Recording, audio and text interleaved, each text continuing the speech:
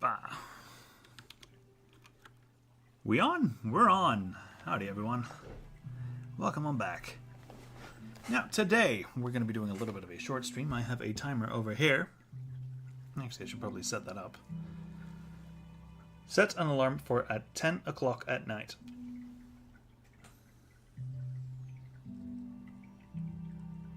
According to Bixby, we have 1 hour and 53 minutes before I have to wrap up, because I am trying to get my sleep schedule back in order. My God, do I not enjoy going to work when I don't have enough sleep. But hey, how we all doing? Those of you that weren't here on Sunday. For those of you who weren't here on Sunday, we double checked if all the settings and stuff worked. We did a little bit of cleanup. We did a lot of priming. We did a lot of prep work for well, among other things, this here Stola figure, who's going to be well, receiving work, really. Only what work exactly it is that she's going to be receiving, I'm not entirely sure. I think that I'm just going to like assemble the bits that are going to need are going to need a little bit of a further like I'm going to assemble it and then zenithal it. But probably the most important part of what we're going to be doing is I have, 1 second please.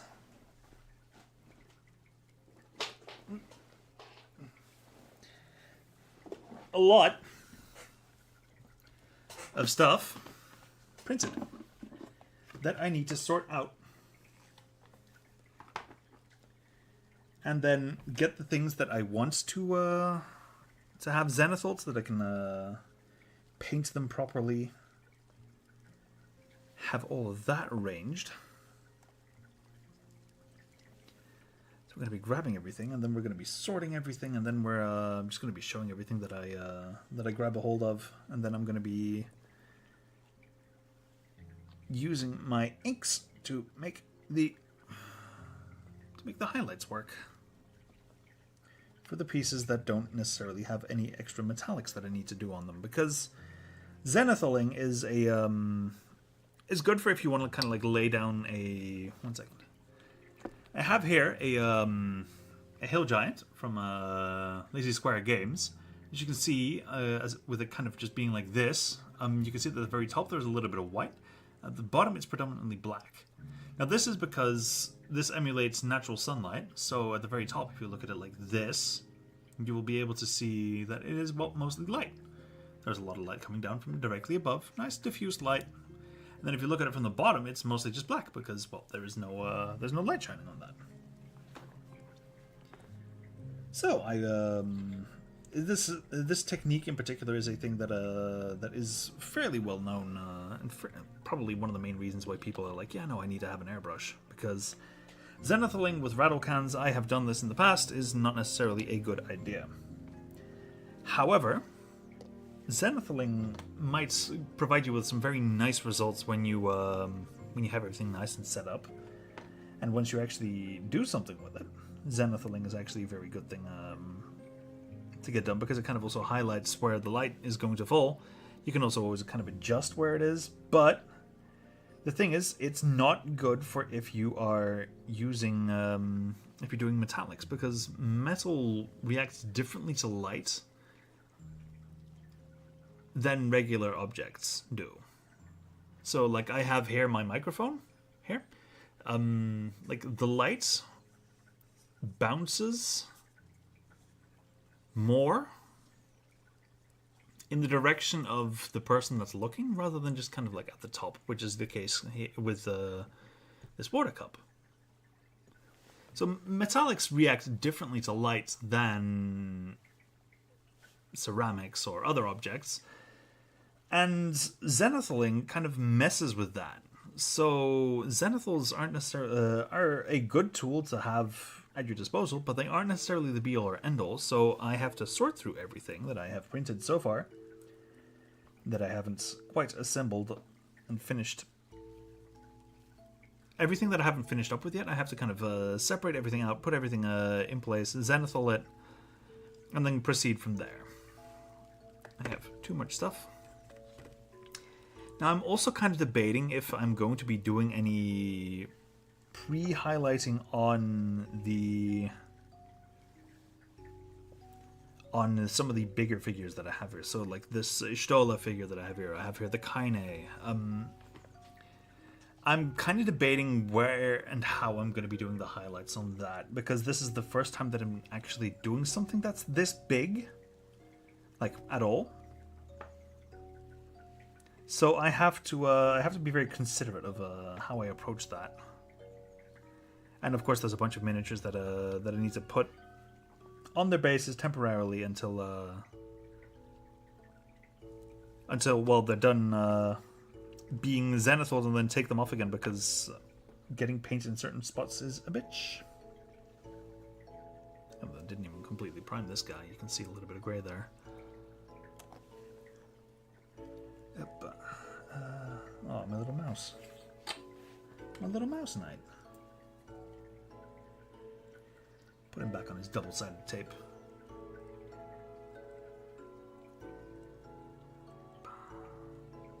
Yeah, this guy's just gonna get a lot of air blown at him.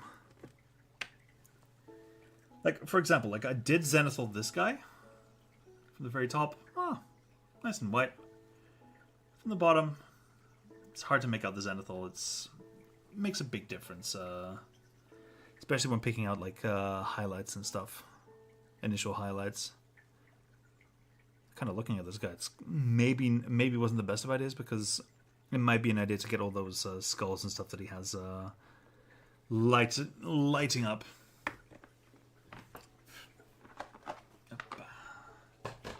But those are the only miniatures that I'm.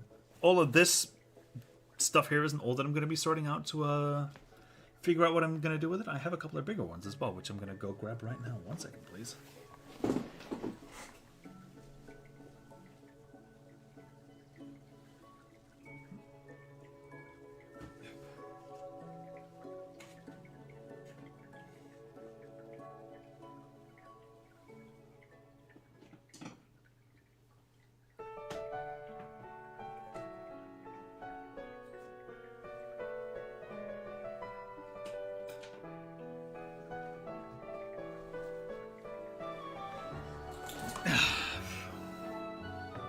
Pokemon. Very nice. Now, I have backed Archvillain Games on Patreon, and they recently came with a very fun, very big series of models that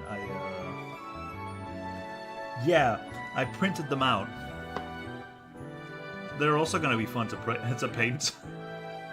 This thing is massive. And like, I have to kind of think about what it is that I'm going to be doing with these things in terms of like lighting and stuff, because they are kick-ass. I do want to use them for something. Only what I'm going to be using them for, I'm not entirely sure, so I have to kind of consider all that. Now, a rule of thumb that I'm going to be holding on to in this particular process is I'm going to be thinking about where I'm going to be using this model, and if I'm not sure, any doubt at all, off to the side, no zenithal. I can always zenithal things again. Or I can always properly zenithal them, rather. Look at this fellow. Nice and big. Fucking terrifying. Good Christ. But then also here we have a Mind Flayer of sorts. Fairly hefty chunker. I have too many STLs, man. A Beholder? Now this Beholder, it took me a lot of time to kind of get everything set up for this Beholder, because I am bad at sculpting. using milliput and stuff, but the tree that it was originally supposed to be on didn't print properly, or didn't fit. So I had to sculpt something myself using milliput, and it does not look good. But most people won't notice that, I think. I hope. If anyone finds this stream and is like, oh my god, Thomas, you serve us this shit, my response is going to be, fuck you!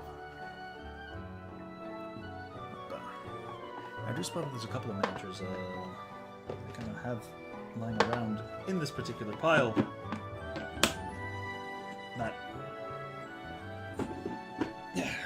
might not be the best ideas to prime. Or maybe were not the best of ideas to prime because they weren't entirely done.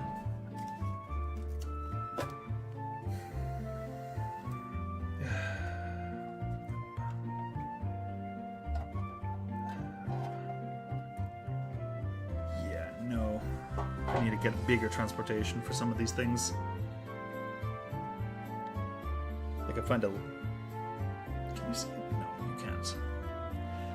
You find, if you move around something like this, you find stuff like this little leaf that I have no clue where to put. Here? No. So I really need to get myself a bigger metallic tin or a bigger box that I can comfortably move around.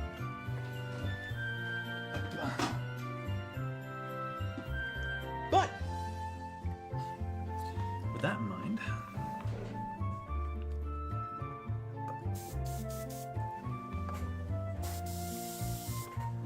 crank up the pressure a little bit.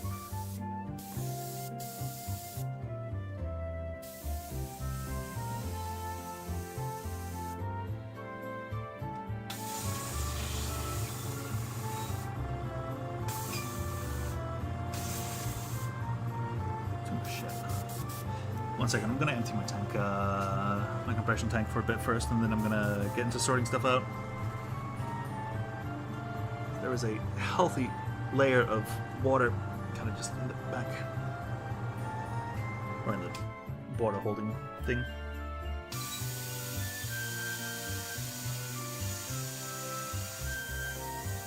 And it is making things rusty.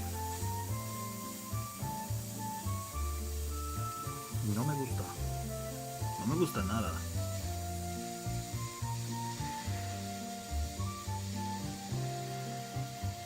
I'm going to empty this out. And then while it's charging up, I think I'm going to kind of get into sorting stuff out. Also, I see that there's a couple of things there that I need to rebase. Like this Abishai over here. Actually, I have two Abishais that I need to rebase. I put them onto these two bases here, because I had stuff printing during the previous stream, which were well, stuff like bases. Because the bases I found, you can find a bunch of free bases that you can well, stick stuff to in on my mini factory, and I found in initial instance I found these bases by, I believe they were Raven miniatures, which have a special little hole and setup for magnets. But the magnets that you can put in there, they're 5mm magnets, 5x1mm magnets, and they just aren't cutting it.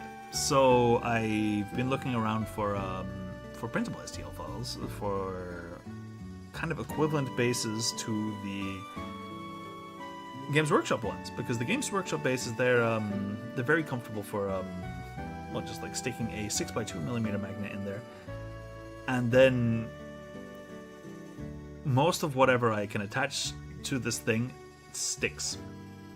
It will stick to a magnetic surface.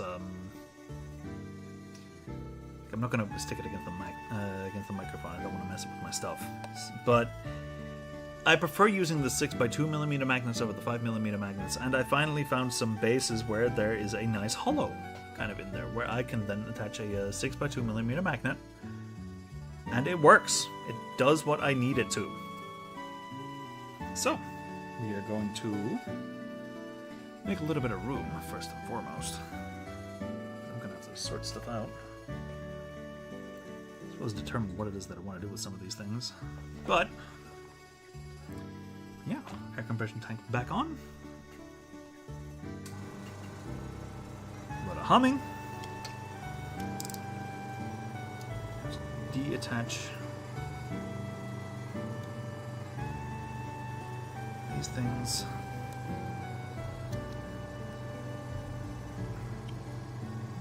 If there's one thing that Monsters of the Multiverse has done for at least these files, it's kind of messed up with how Abishai work. Because the new Abishai stat blocks, the green Abishai, no, the white Abishai and the black Abishai, they're more or less the same. But green, blue, red, they all no longer have the weapons that they had previously. So this fellow here has a sword. You can see the scabbard there, kind of using my fingers. And it doesn't have that anymore according to the stat block. So it's just going to be there, kind of sheathed up, never used. Sad.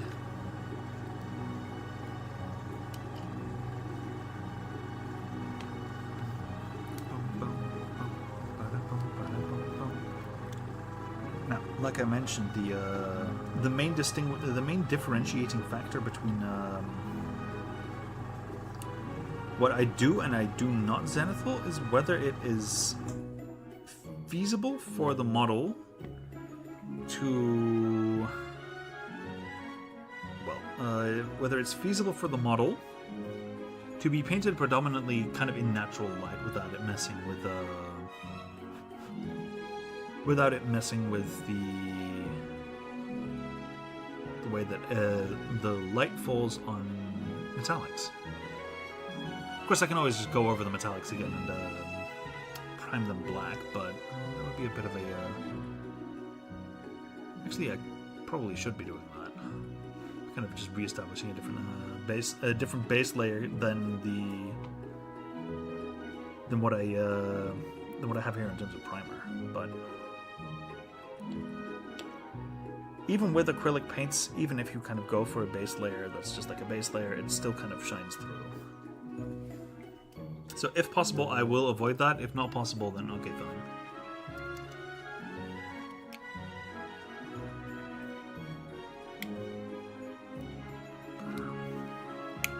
Remember to put my elbows on the desk, which means that I'll have to move some of the lights to not shine straight in my face.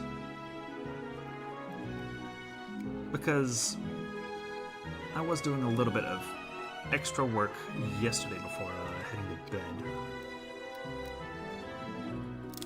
Actually, that was predominantly what I was doing with my evening, just a little bit of extra work, quote unquote. Came home late because I was having dinner with my parents. They were out of town for a bit because very good family friends. They're getting on in age, and the husband of the family, he recently had an open heart surgery. And from everything that we've heard, he's fine. He's recovering. Operation went well. But the thing with those kinds of operations is that they prevent you from being able to move your torso muscles at all. And most houses in the Netherlands where I live, they go vertically and they don't stay flat. So my apartment is a fairly flat apartment, but I still have to go up some stairs to get here. And my parents, where they live, they actually have an elevator to get up to where they stay. It's at a certain point, elevators become a requirement in apartment buildings, and they just happen to have an apartment where that was the case. So they I have been having trouble with flies for a while, for a bit now. Where was I?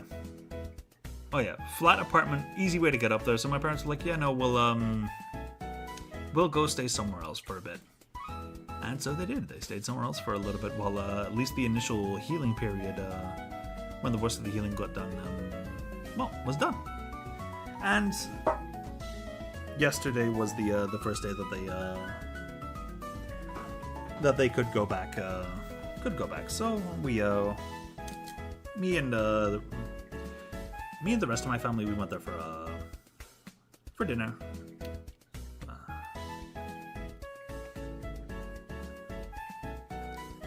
that was a nice thing to do. But then, of course, once you get back, it's like, well, I can do a bunch of different things right now, but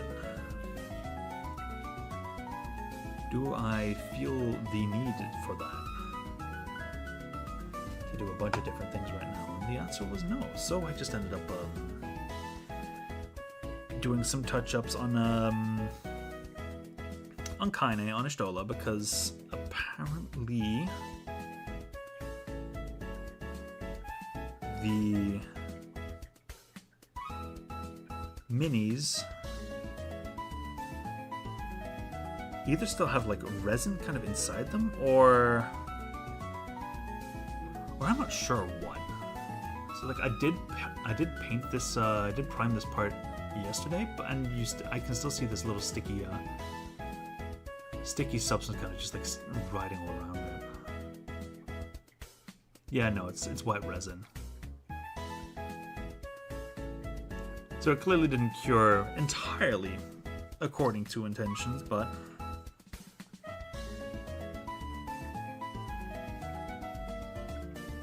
that explains a lot, actually, especially with Ishtola. Because Ishtola was built hollow. At least the sculpt was built hollow, so it does make sense that there is still kind of wet, uncured resin kind of leaking out, because resin sticks around for a while.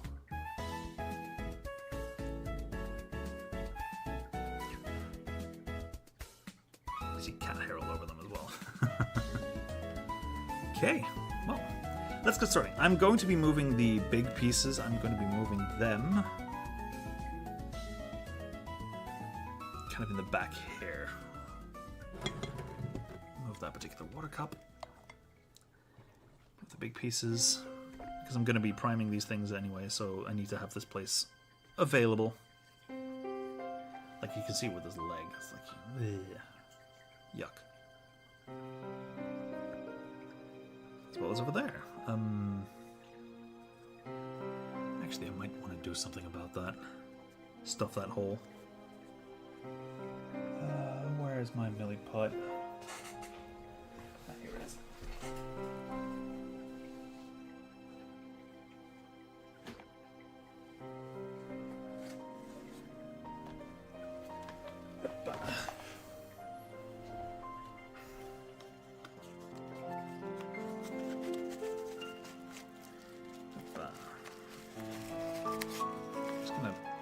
Grab a couple of pinches of millie put so they can stuff a hole where the resin is kind of leaking out of. And then if it kind of gets loose, I can stick it up again with some super glue. Could probably do that anyway, but I would prefer not to immediately have to resort to super glue.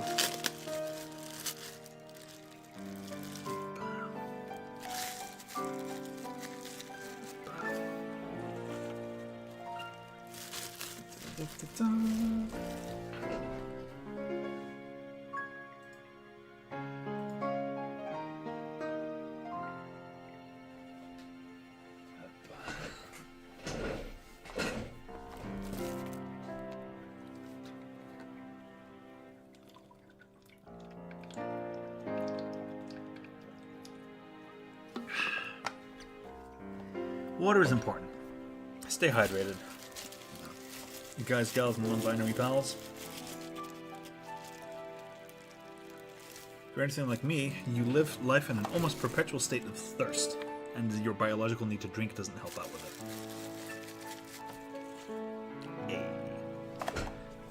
Nah, but apparently I really have my, I apparently have my mother's bladder. Which is basically, once it starts going, oh boy. I have to go to the toilet, like, at least once an hour.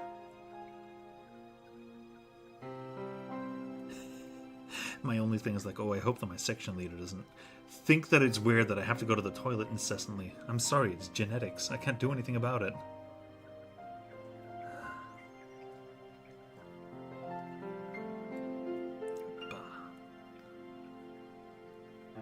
Go. Grab a pinch of the stuff. see kind of over there, you see a little bit of white resin kind of just leaking out.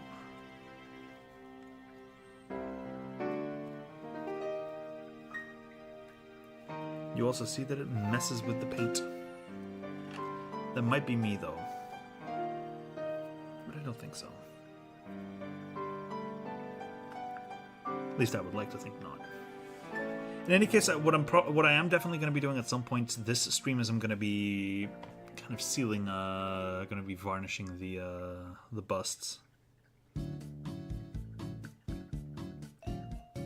because this primer on miniatures of this size doesn't necessarily hold up to snuff. It does let stuff go fairly quickly.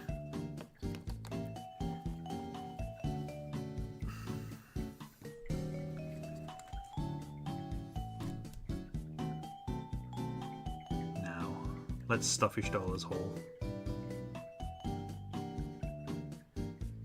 Things said by Final Fantasy XIV players.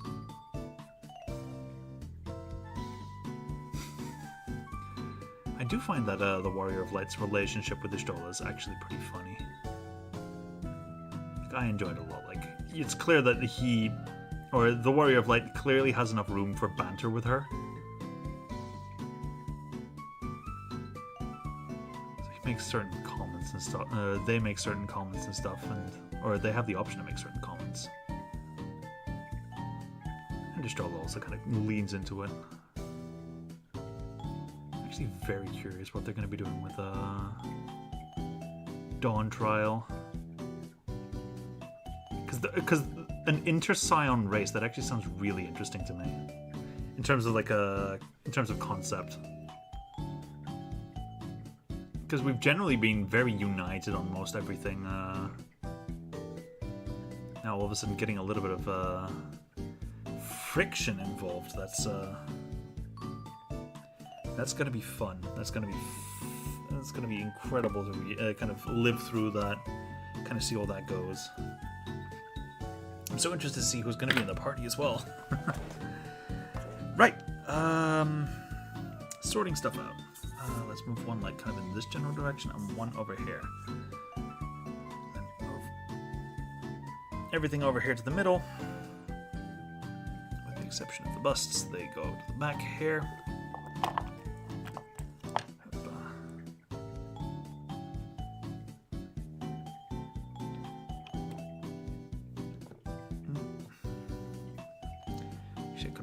Use the rest of the green stuff to stuff all the rest of the holes. Hi, baby. Oh, little baby. The youngest of my two cats, Sora's over there. She recently got her first proper trimming. Little baby.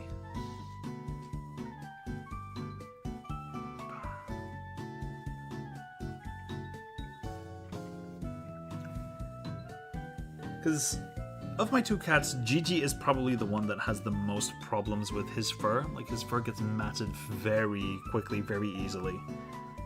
And it tangles and knots a lot. So with Gigi, we already have an established rhythm of him going to the trimster like once every half year or so, on occasion a little bit later. So Gigi's already like a familiar face there. Only Sora, she doesn't really have that problem. Like, for some reason, even her long fur doesn't really get a lot of tangles and stuff. But even good things, all good stuff wasn't meant to last. She had a bunch of tangles on her lower back, and I had to take her to the trimster. I'm actually very lucky in the sense that there is a trimster here in my neighborhood who actually drives around in a van, a white Volkswagen van, and she doesn't abduct cats, but she does go around.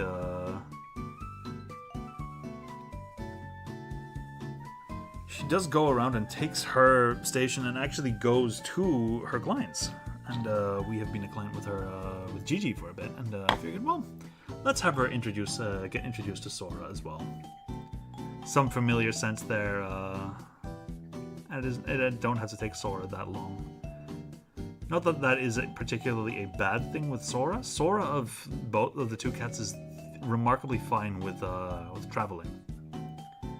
Both of them are bad with some things and good with completely different things. Like Gigi's very bad with traveling. He does not enjoy not being in his own space.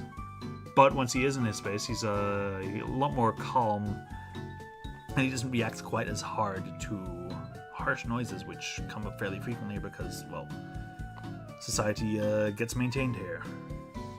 And Sora hates that noise. She does not like it. So Sora's the one that, whenever that happens, she scarpers, but when we get to traveling, Sora's usually the one that does really well in those situations. Okay.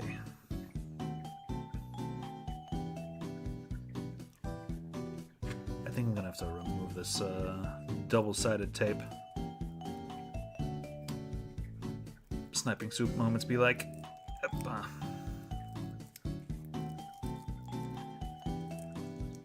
come on. At least it comes off fairly smoothly.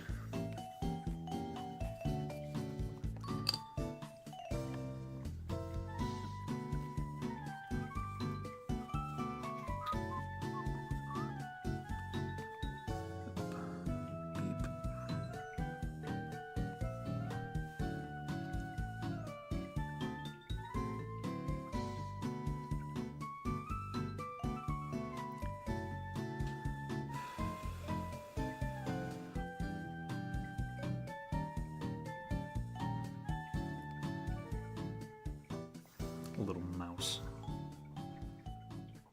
I had to super glue together.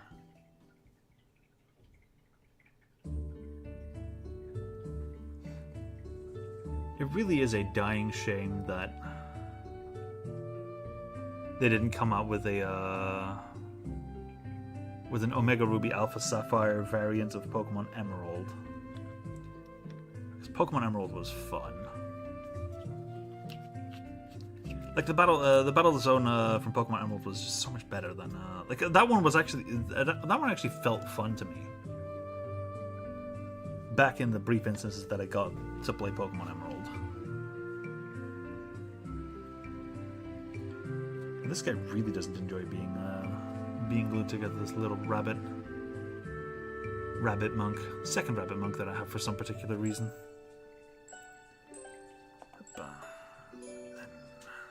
This bad boy over there. All of this. Might as well put him here. Okay.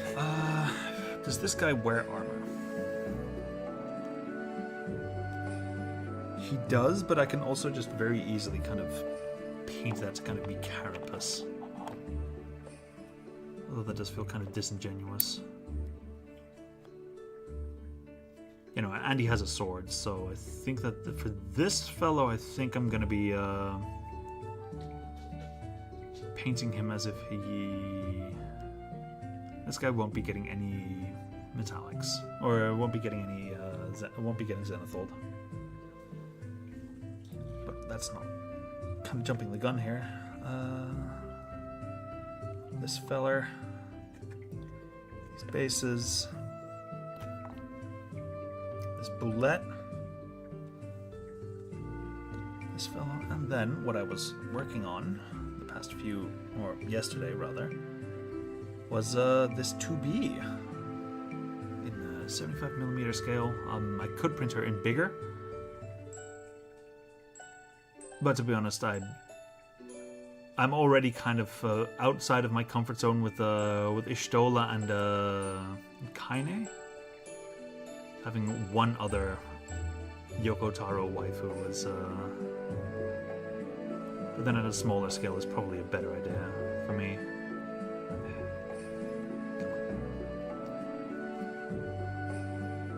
Those blades are metallic, but the rest of her isn't. So I think that I will zenithal to be. God damn it. Cooperate. Yeah, with 2B, I'm probably just going to go over... Actually, no, there's a lot of metallics there. I will pass, then. She does not get zenithal. I will probably add... Yeah, it looks like I am going to be adding a layer of varnish over the top of her. But, let's put it down there. Let's start with sorting out the stuff that I am going to be zenithaling. Beholder. This Yet-A-Go figure. That one. This one. This one. That. A lot of organic stuff. It generally gets zenithal. And I wouldn't, like I said, I wouldn't recommend it on metallic stuff. Or would I on crystal, actually, for that matter. This guy. This figure.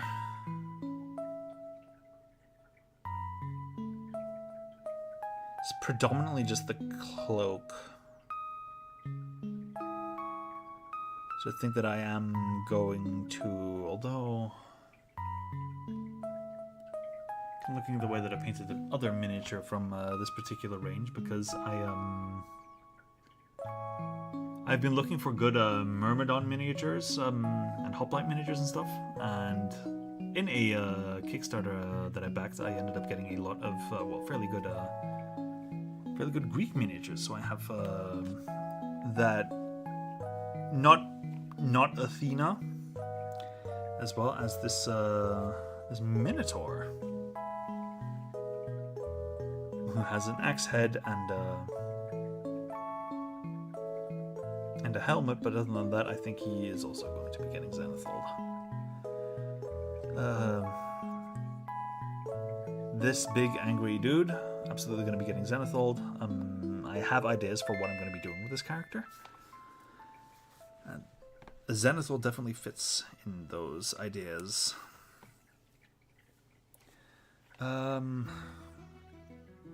Kobold.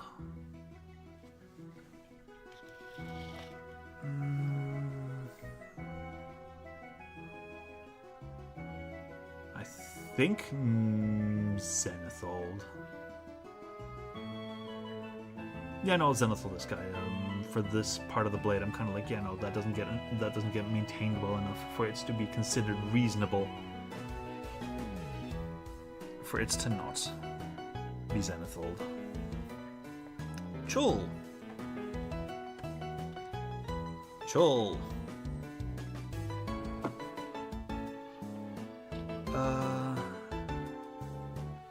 This lady.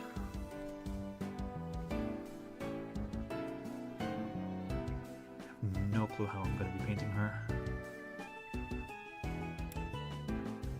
This is a sculpt from Archvillain Games, and you can this is one of the sculpts in which I'm like, yeah, no, you can clearly see that this was not made for the tabletop, or was not made with a tabletop in mind.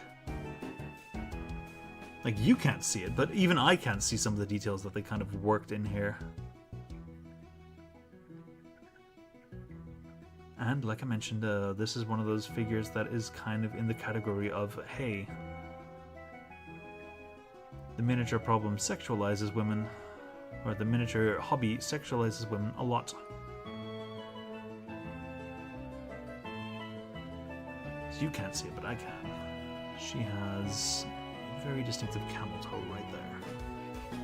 And I didn't notice because she was just... I didn't get a good look at her after priming her. Now, a parchment. Zenithal. Parchment. Zenithal. Bunny. I think I'll start off with attaching this fellow to a base. Then I will zenithal him later.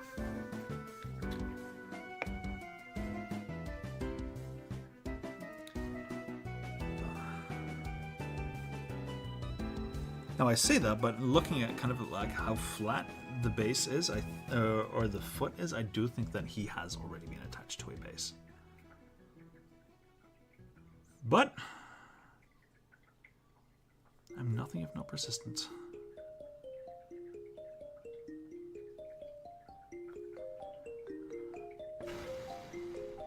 Now this is very clearly just like, yeah, no, the only metallic things that I would have here would be the knuckles. The brass knuckles. Yeah, I definitely need to get that webcam a little bit further in this direction. Looks like I get to figure out how to do that.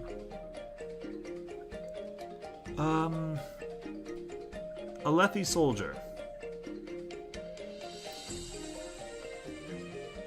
Goes over here to the non-zenithal. Nope. That almost went poorly.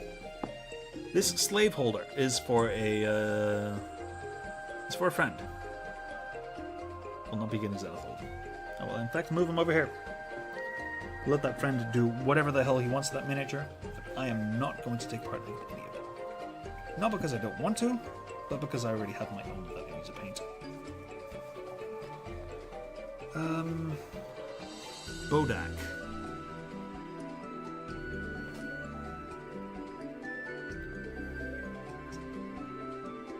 Bit of stuff I need to move.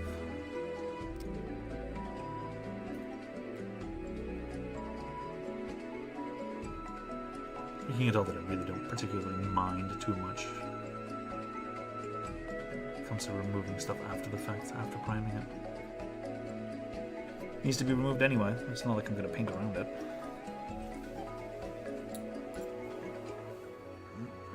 Give me just 1 second while I remove my belt. Because I recently got a bunch of new pants.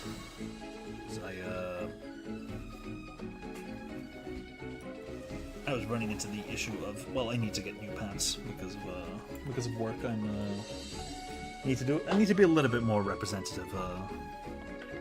Was the logic. And so I got myself new pants. Only I got them with my sister. Like we were going to be going to a Sting concert in Germany, and the concert itself got cancelled. Like we found that out on the way there when we were near this town, and we just kind of headed into that town with like, yeah, no, we'll find something to do here, and it'll be fine. It'll be fun. And because I needed new pants, I was kind of like, yeah, no, we can look for new pants for me. And we found new pants for me. Only with my sister, my little sister, there, she was like, no, you can go a little bit. It's always better off to go wider in these things. Like the shop assistant was like, yeah, no, you probably want to go a little bit smaller because, well, pants expand once they're put in the wash. And yeah, I ended up not doing that. So now I kind of depend on the belt to keep those pants up. And I dislike belts. It's kind of like how I don't like having anything around my sleeve or around my wrist. It's just not my thing. Now, this blink dog. You can kind of see. Can you see? Yes, you can. There is a it's kind of hopping out of a portal there. Now that portal is probably going to be where the light comes from in this particular scene. So if anything, I'd only have like one dot of light kind of just like coming in from there, and then very dull light kind of in the back there, but that would require a little bit more work and probably be something I would do later. So, to the non-priming he goes. Here we have a Dragonborn.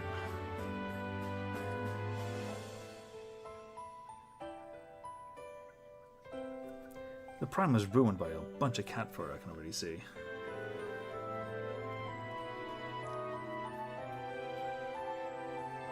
But it is a It has, in terms of metallics, it has the chainmail and the sword.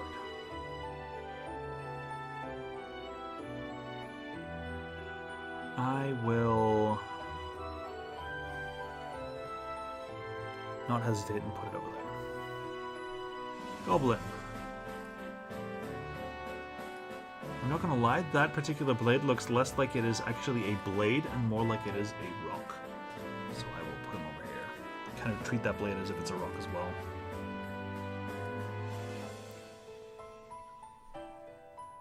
Dragoon. It's all metallics. This dragon has metallics on it. Put him over there. This chieftain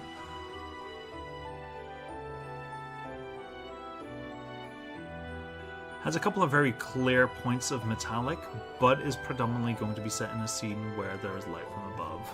So I will put him over here and then just repaint over the, or add a proper base layer to the parts where there is not any need for that. Gargoyle. I really enjoy kind of putting these things together because they, once you actually get them to sit on the base the way they're supposed to, it's really fun actually. It's also kind of hard to get them off their position when you do that. Because that is, in my eyes, the sign of a well-sculpted base on a miniature. Kind of like, yeah, it's the base is integral to the scene of the miniature, so you kind of have to have the base and the mini at the same time. I do notice that he does need a little bit of extra snippy.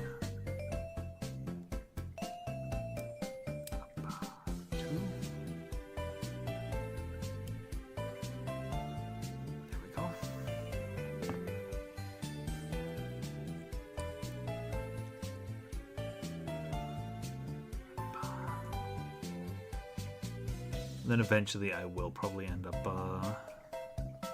once I kind of get the base colors on the base, I will probably end up gluing it together. Move over there. Of course, you mean it kind of falls off. Great. Let's kind of examine the same thing with the second one that I had. I remember that one of them, the print on one of them worked a lot better than the print on the other one. So one of them sticks together a lot smoother than the other one. This goes to show that even technologies like 3D printing don't always work out precisely as you would expect them to. It was the same resin, same settings. In fact, I think they were in the same job even. One came out better, one did not. Now this guy's absolutely just like a bunch of stone. So this guy does not get anything in particular. Dragoon. Metallics.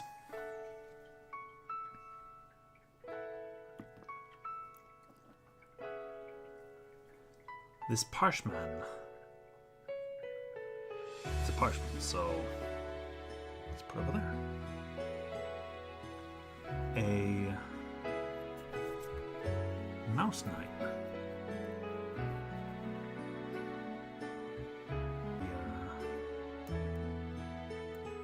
Bottom. Stay on there. Thank you. But this is predominantly metallics, so no zenithal. Goblin.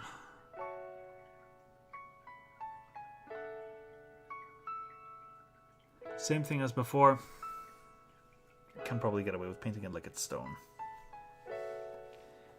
Now this here is the base for one of the Archvillain miniatures that I was showing earlier. have a couple of really fun arch-villain miniatures that I want to paint. Where's that lady? This one. Like she's only going to be set there on the foot, and she's going to be set up against the crystal. I'll probably have to double check and make sure.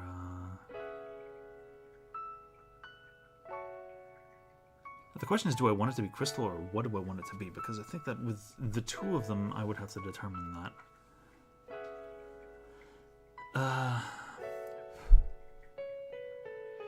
I think that if I had the crystals giving light, it would be detracting from her.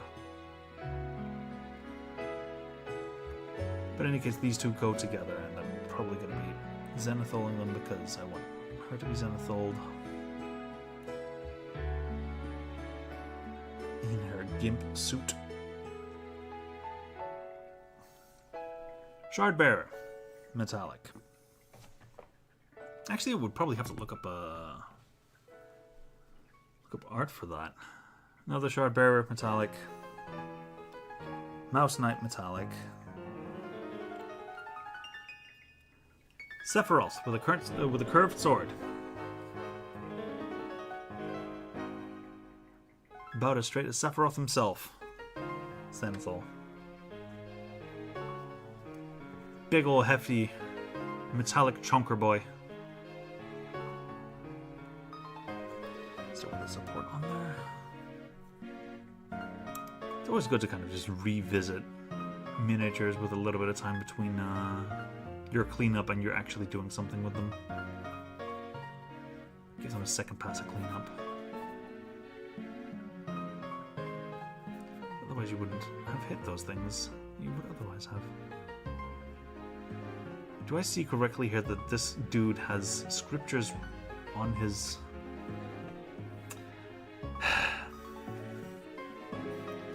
Why must they make life so difficult? This dude, metallic, even though he has a very big fuck-off cloak.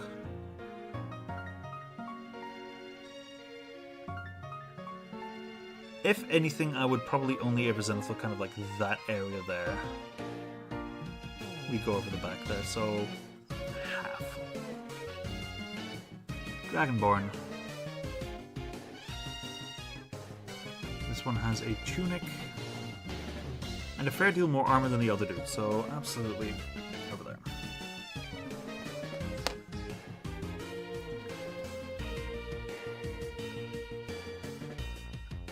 This dude, interestingly enough, does not. He does get zenithaled. This dude has armor, zenithal. This demon harpy figure. Again, a print that is probably a good deal too small than the supports thought that they would be. Not sure why they do that.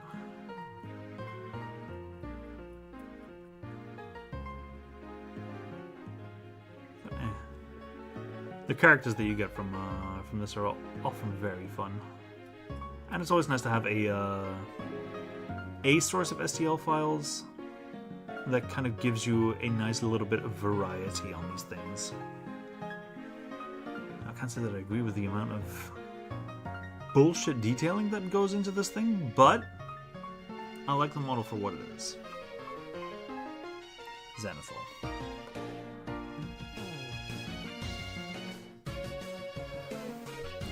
Paladin, this time with a hammer.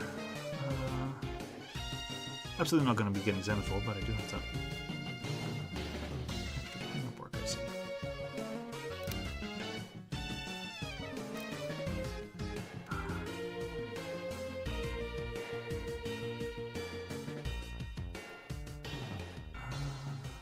Those are supports and knots. Actually, no, those are feature. Or? No, not a feature. Those are supports. Watch them be features. Watch them be features.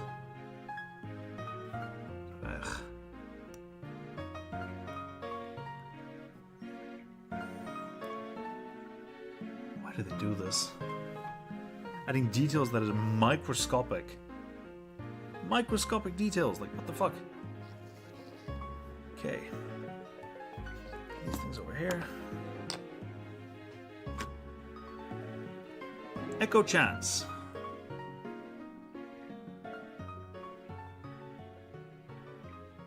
No. No zenithal for her. Other Dragoon. No zenithal. As we have established, Dragoons are predominantly metal. And this little fella here?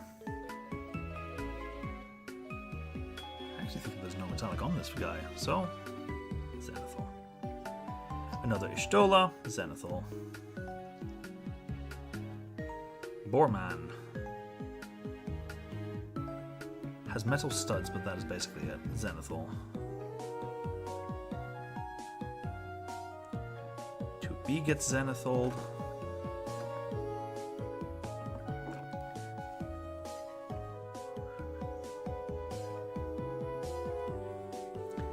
Now these are bases for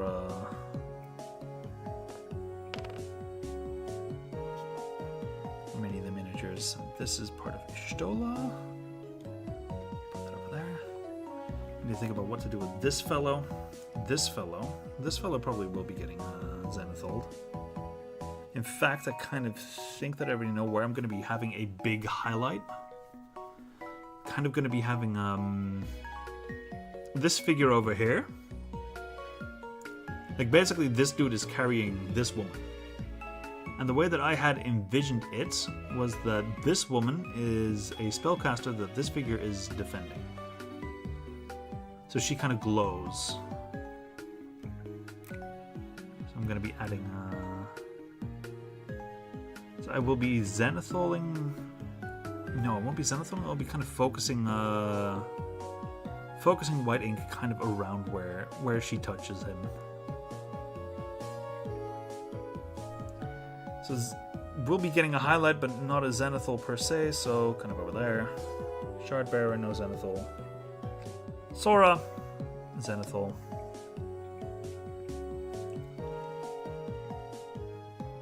Infernal Figure, zenithal. This Dragonborn.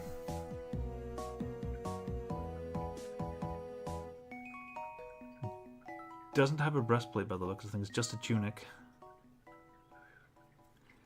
So has a little something to remove. There we go. Zenithal.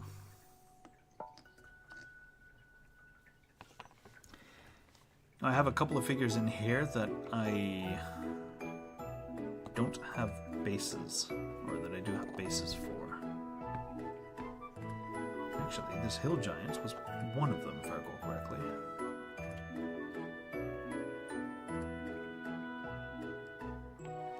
Yes, this was this Hill Giant's base, and I just simply didn't bother to attach him.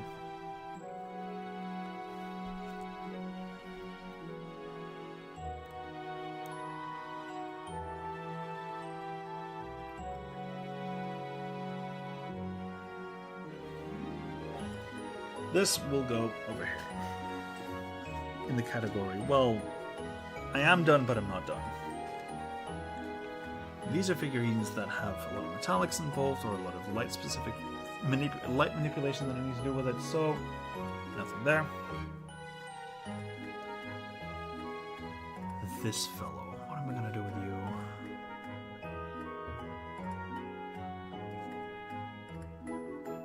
you? Looks fucking badass.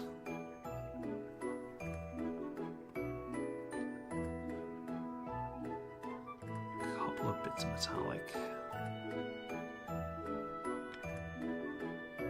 Wings as well.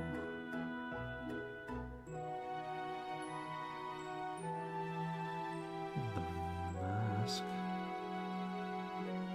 I hadn't noticed that like at all.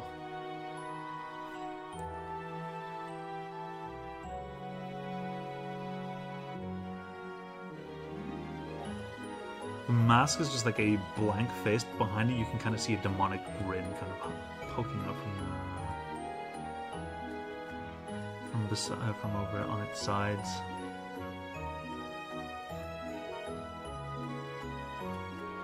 Like, again, from a strictly technical perspective, these sculpts are fucking magnificent. But from the perspective of a painter, these things are a nightmare.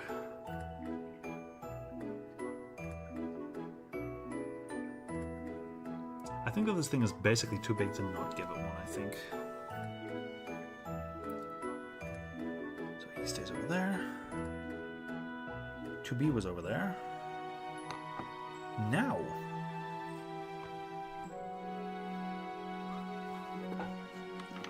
Ishtola.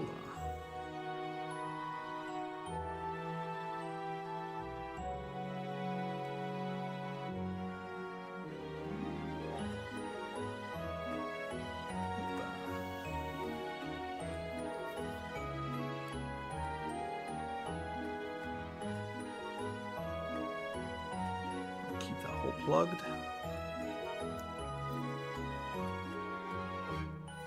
Said probably a Final Fantasy XIV player at some point.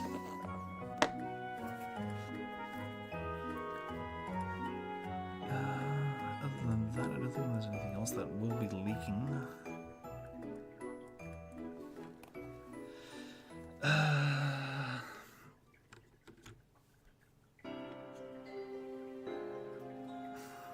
Just put her together real quick.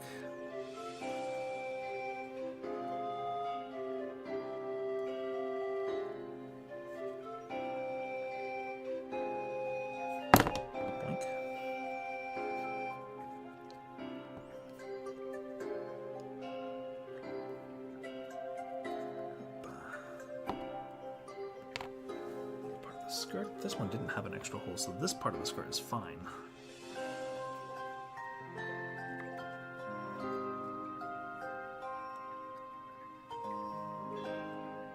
Assemble her in full. Now, I would normally be like, oh yeah, no, I'll airbrush this varnish on, but I have no clean alcohol at the moment. Like, the only alcohol that I have for my airbrush, I would thin it down a little bit, put it in the airbrush, and kind of spray the varnish on via airbrush. But I wouldn't be able to ensure that my airbrush remains clean after the fact, or it comes out of it clean. Varnish, it tends to stick to things, so I think that it would do more harm than good to include it. Or to put the varnish in there, rather. I have to say, it's really fucking annoying that I can't like attach it and then just not rip it off.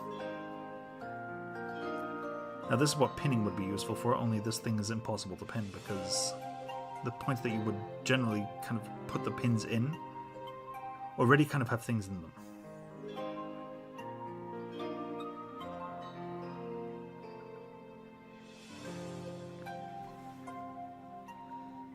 Just kind of assume that that is the top. I mean, it has an orb in it anyway, so that will need to be pinned and painted and stuff.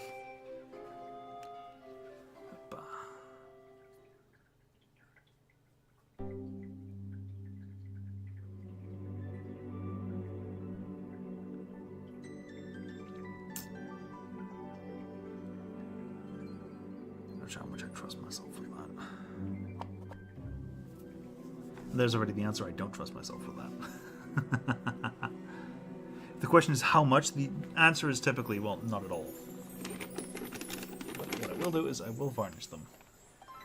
Where's my regular palette?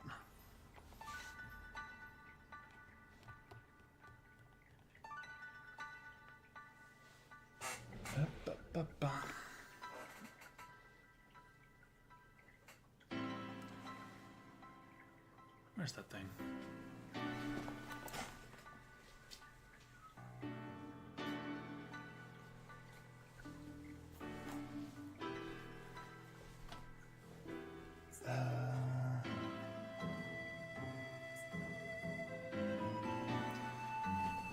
Je ne sais pas. Is it a pain?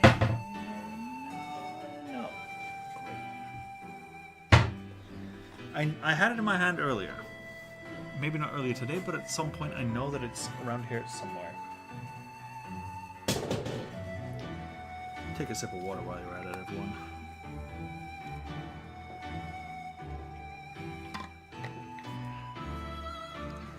Sip, sip, sip.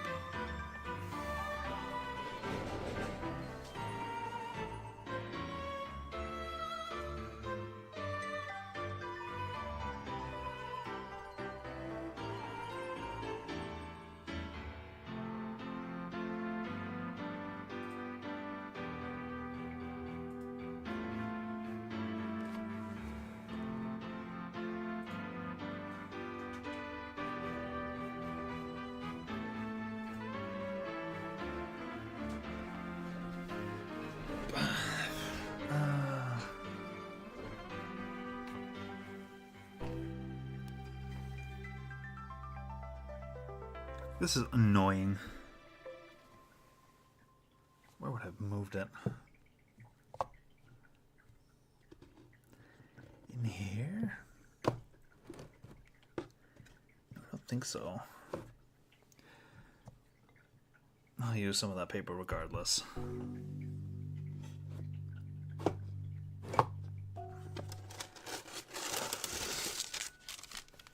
Yeah, this piece looks a little bit too big for me to use otherwise.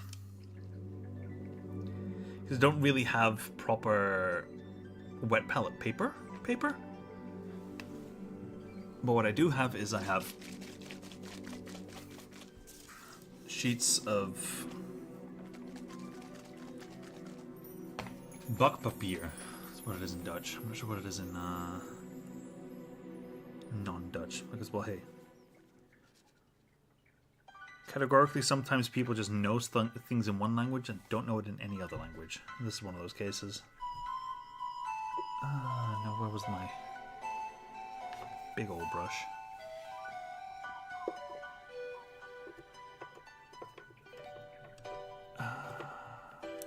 See, this is one of those cases in which you should be happy that you have a bunch of additional brushes just lying around.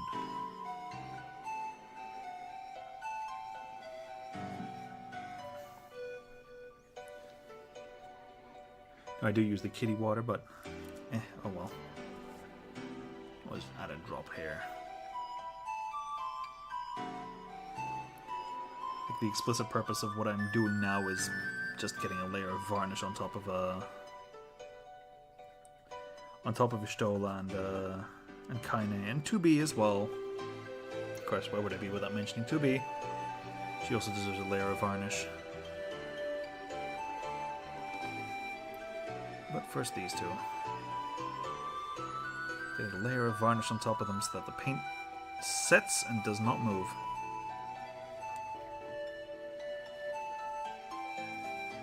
Doesn't have to be too much, just a little bit.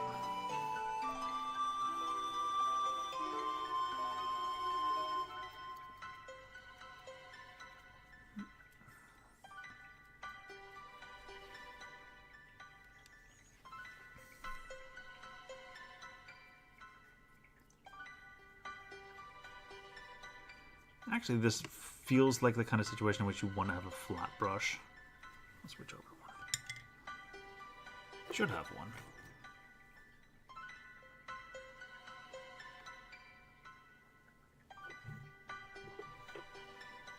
I do have one.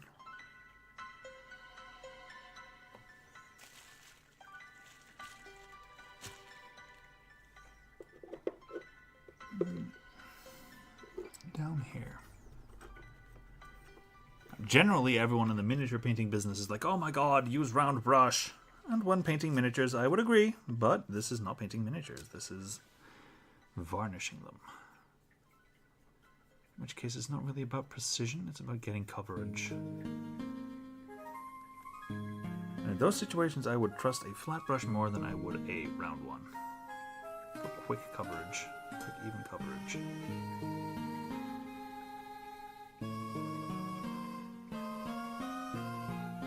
Or as even as I can justifiably get within like 20 minutes or 45 minutes, 40 minutes rather. Time's already going.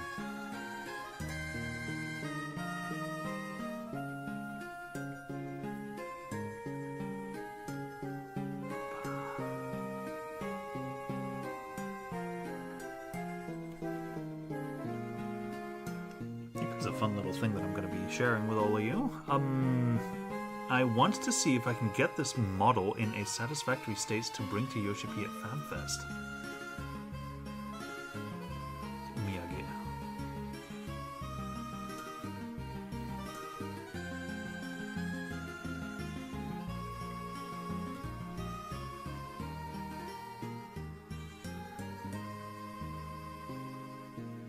FanFest is going to be a bit of a weird event for me.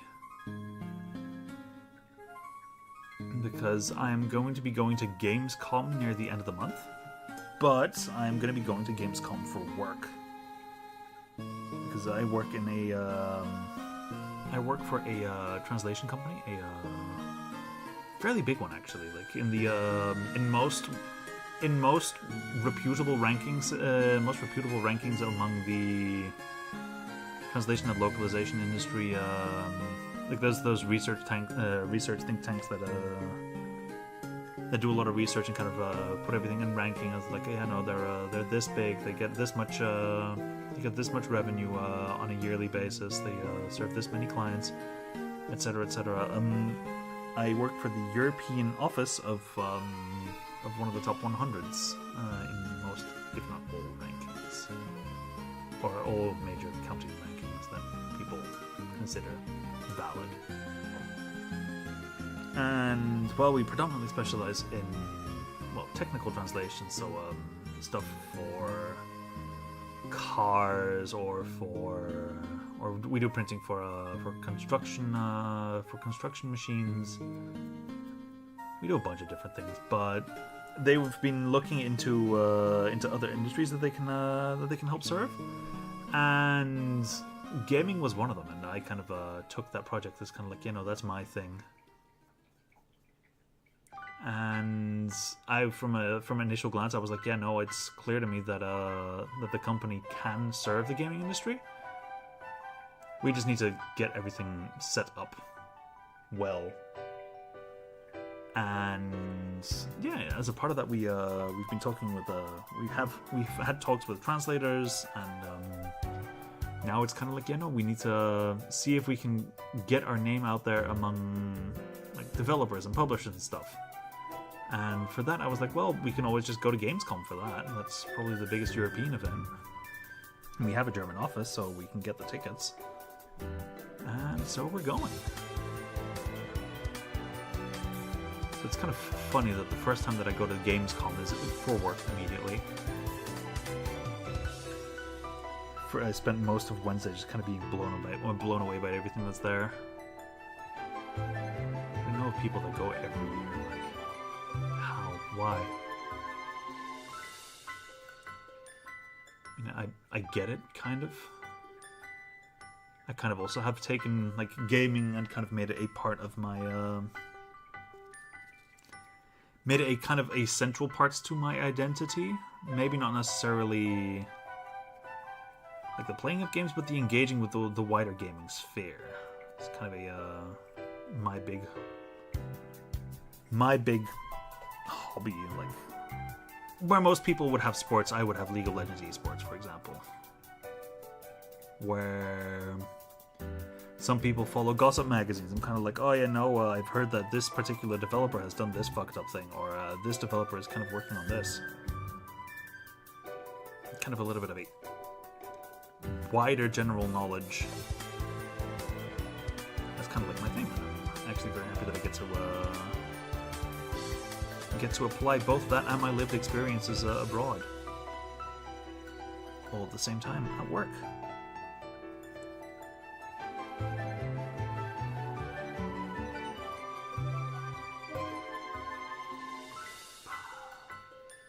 But as I was saying, FanFest is going to be weird for me because I'm going for myself, but I do want to talk with with the Koji Fox, for example. I kind of want to talk with him and kind of be like, okay, so if you're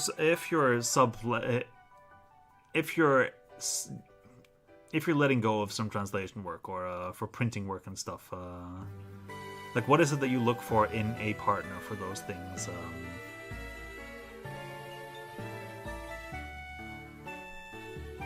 What are your go-tos? What are the things you pay attention to?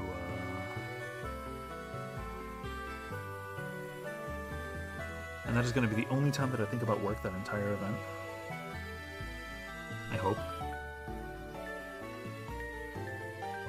I mean, it could just very well be that it's kind of like I can't kind of come across at the perfect moments. Like, yeah, no, we need to have these things printed out, and we're kind of looking for European printers because our current printer is not very not doing a very good job of it, because that is a thing that can happen. In fact, I'm pretty sure that happens fairly often.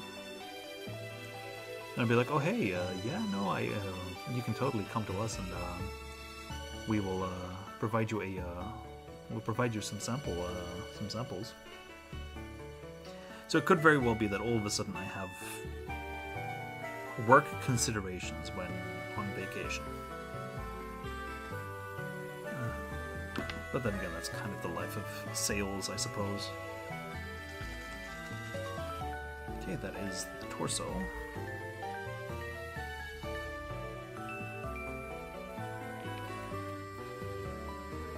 Do I switch over to a bigger brush?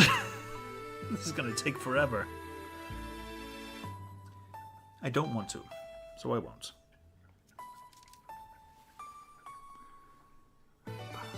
Well, Fat Fest is going to be fun because I'm going to get to see one or two of the people that have actually been playing Final Fantasy XIV with over the past few years. It's a fun thing. It's also going to be fun because I get to see my ex, most likely. See her around. Group of 10 to 12 groupies kind of following around her.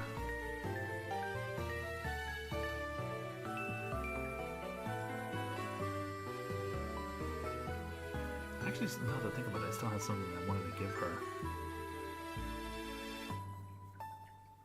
Like, kind of like one of those last things of like, yeah, no, okay, I give you this, now we're actually finally properly done.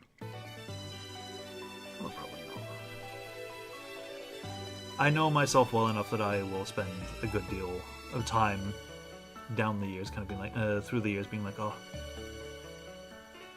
things could be different. I miss that feeling. The feeling is probably the thing that you miss the most. When you're out of a relationship that you know didn't work, but you still cared about the relationship.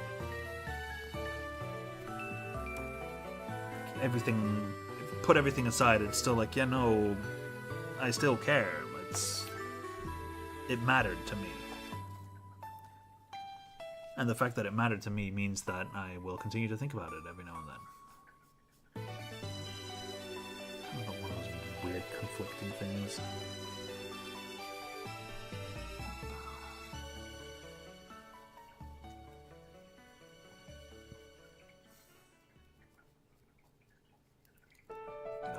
Varnish on this torn skirt, which for some reason she never really bothered to change out of. Like when I was buying the STLs, I bought them via the dude that from who I'm loaning the printer that I have in house at the moment. I was kind of looking at it like they also had the Heaven's Ward / Stormblood Ishtola. I was kind of going through it and I was like, do I want that? It would be $5 more expensive for a model that I'm most likely not going to paint. Because let's be honest, at this point I think that Black Mage Ishtola is much more of an iconic design than White Mage Ishtola. I wonder if the Scions are ever actually going to go through another redesign, actually.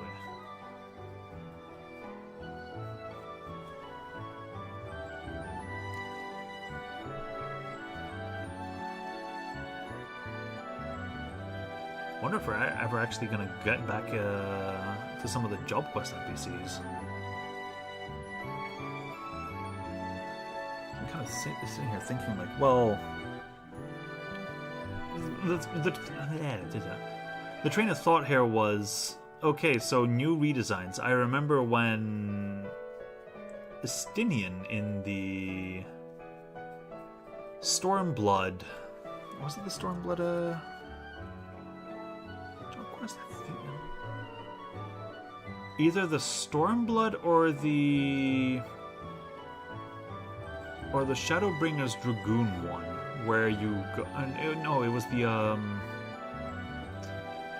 it was Stormblood, where you travel to the far east to find I think it was Vidofnir's mate. Kind of fled away, and Vidofnir's kid or one of his boot felt that she was still alive, but then far away, like far enough away that like, you know, she's dead. It's just longing that I'm feeling.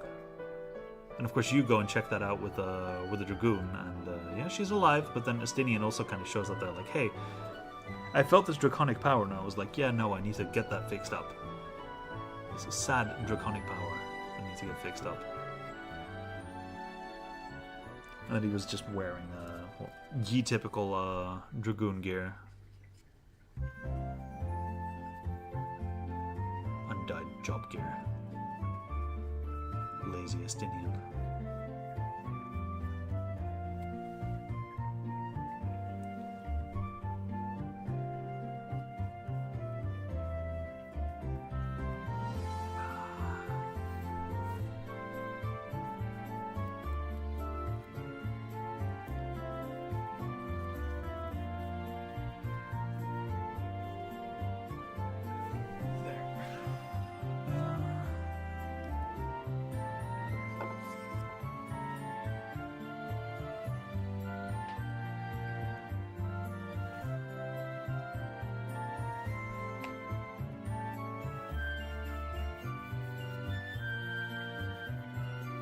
I'm not sure how much of this is going to end up covering,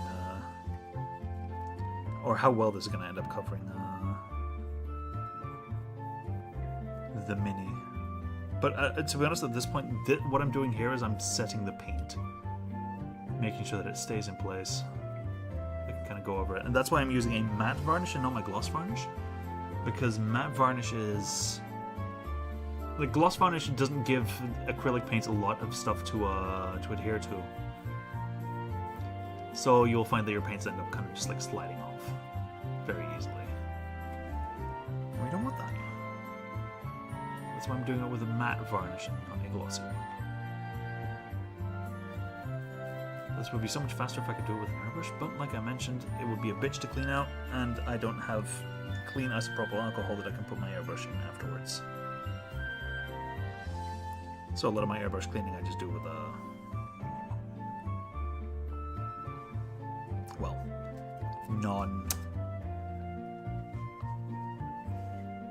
non-alcohol. Now this I will do with an airbrush. The painting of this thing. Airbrush, dry brush.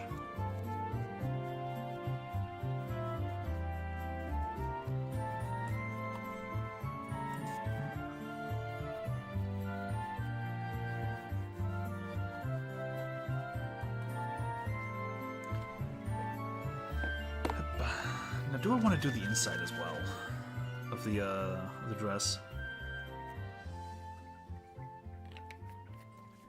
I kind of do, I kind of don't. Because, well, to be honest, I'm probably not going to be painting it, but it will be the part that sees a fair amount of touching because of assembly and the like.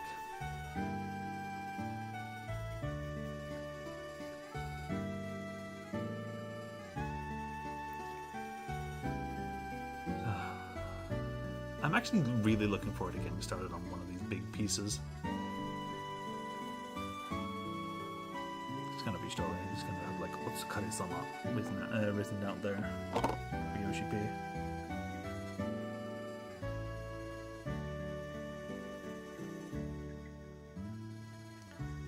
that seal.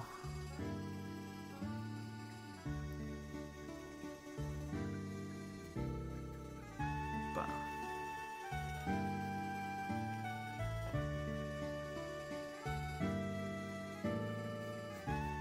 Bah. I'll do the inside anyway.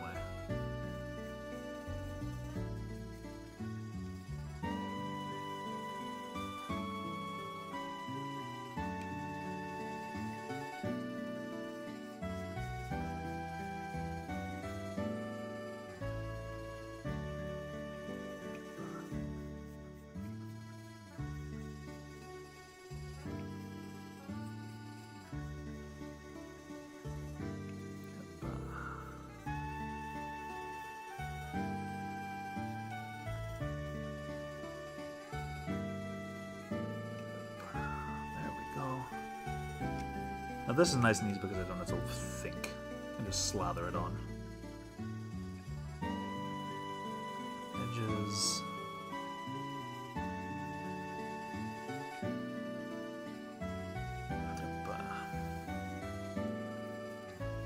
So especially on the edges, actually. The edges are probably also going to receive a lot of touching and a lot of fraying. So make sure the base coat is nice and solid. Don't have to worry about that flying off. Yep. Oh, that'll be the part that'll be the guilty part.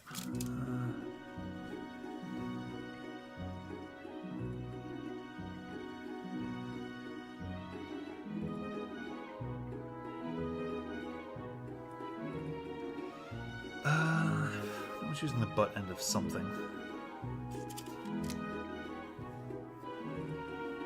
I think it was a brush. I'm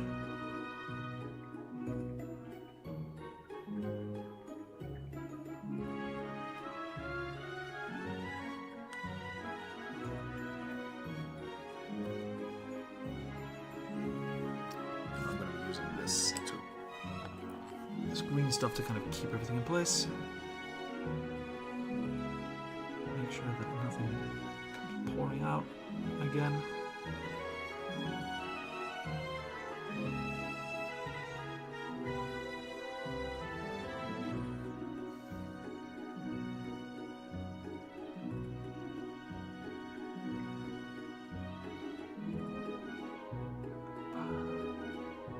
Why am I saying 10 o'clock as deadline? Because I still have a cake to bake.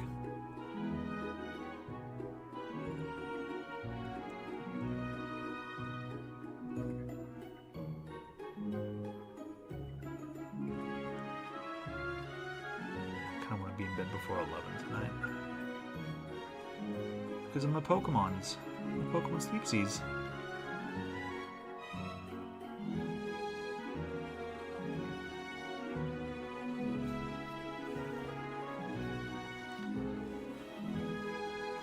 To get all my Pokemon back up in terms of hearts.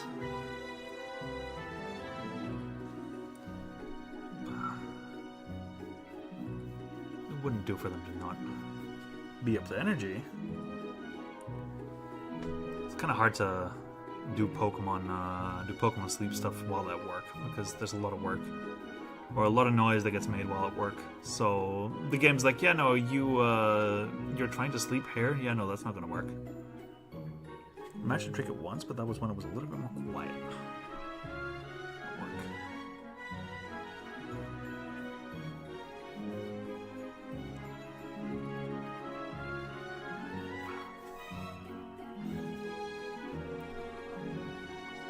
Ooh, I like how smooth that looks.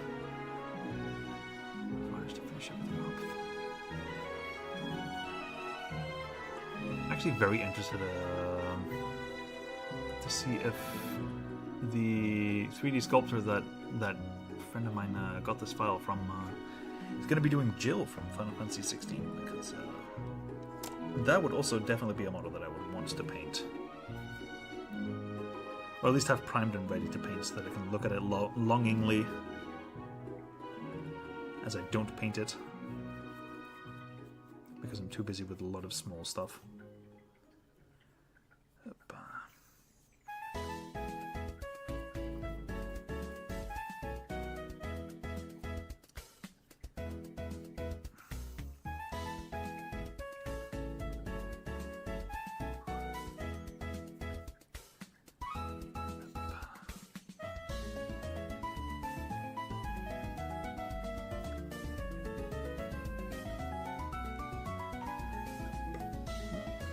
Oh, and there's a little cat. Little buddy.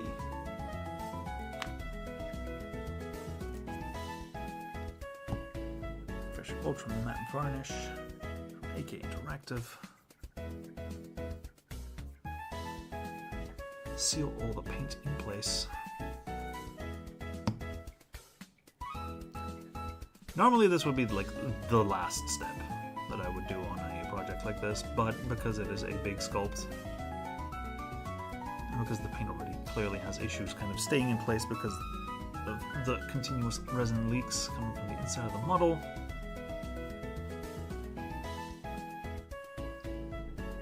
I will put this little extra protection on there that I can paint over.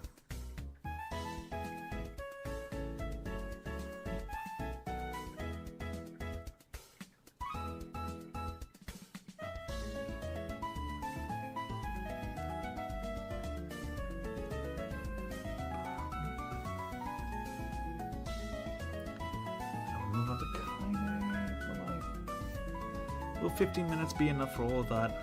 Probably once I get into the flow of it, but I need to get into the flow of it first and then airbrush cleaning afterwards. That's not going to be fun. Just rush through all that.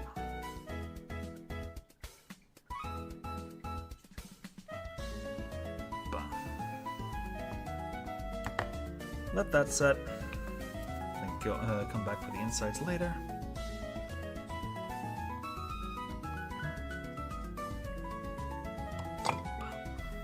Sorry, Lady Kaine. Still have those feathers to do. But I also see that Kaine has a lot of little bitsies and supports and stuff still sticking out. So I will remove those.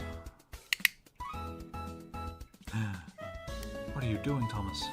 I'm moving over your primed mini. I am afeared so. I'd rather do it now than before, than after I actually paint it. Because this is just primer. And because it's primer, I don't necessarily have to worry as much about going over it again. It's not a base coat or something. And if I'm going to be going over it again with a layer of varnish, then why not? Like, really, why not?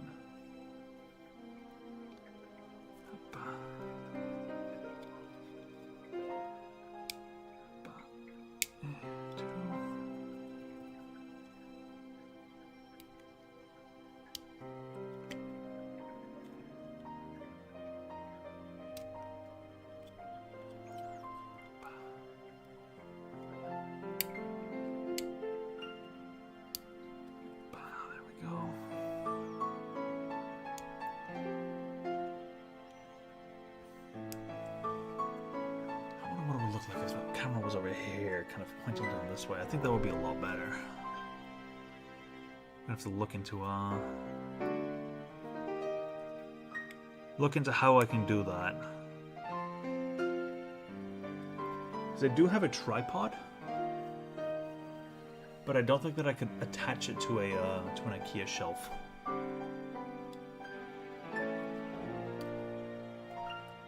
Not without some serious additional securing.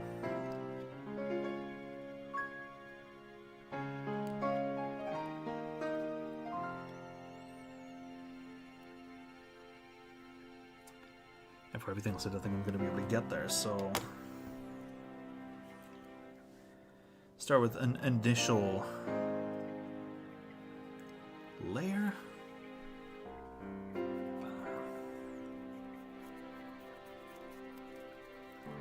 Matte varnish. If I look at a Stola now, it's like, holy shit, that looks like it's sealed very well. Looks matte as fuck. I'm pretty sure that any paint that I put over top of it will stick to it like glue.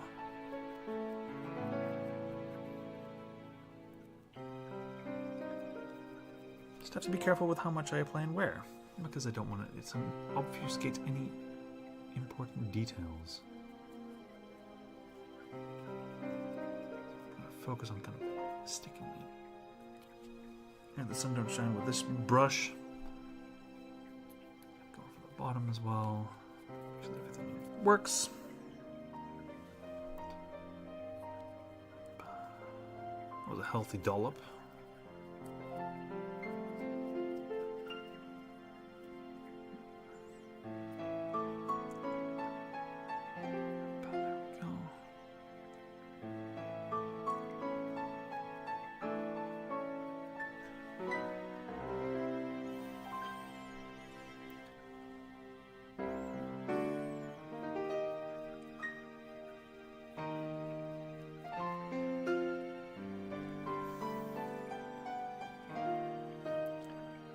At this point, the varnish is kind of mixed with the water that I had here.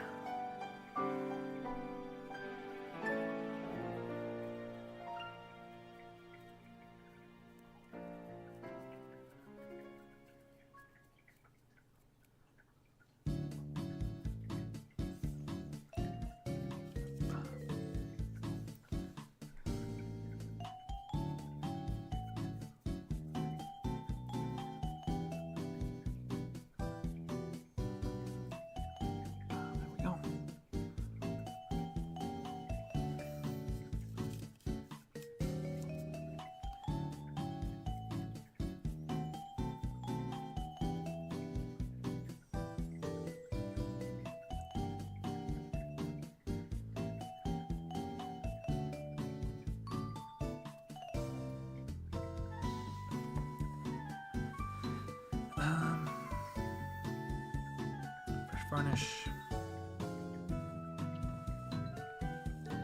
Grab as much of this side as I can. Or at least that I have a hold on the other side once it's dried.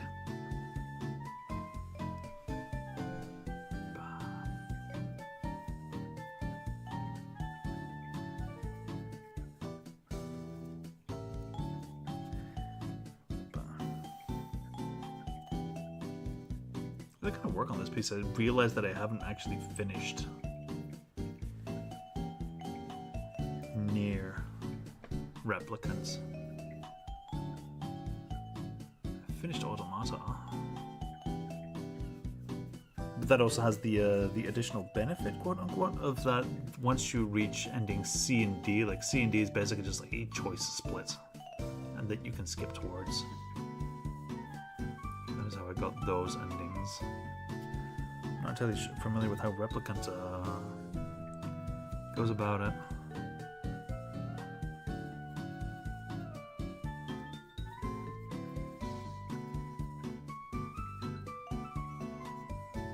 I guess that kind of also ties in with the way that the state of the world at the end of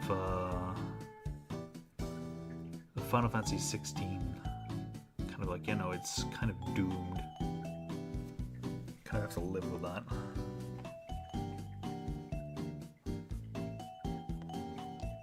Okay. Now for the inside.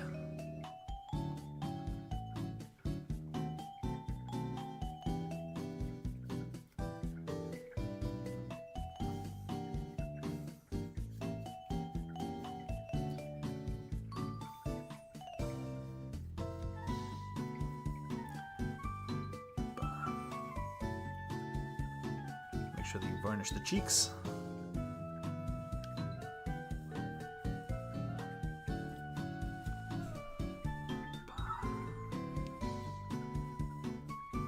My god, that they make this figurine of Ishtola cheeked up.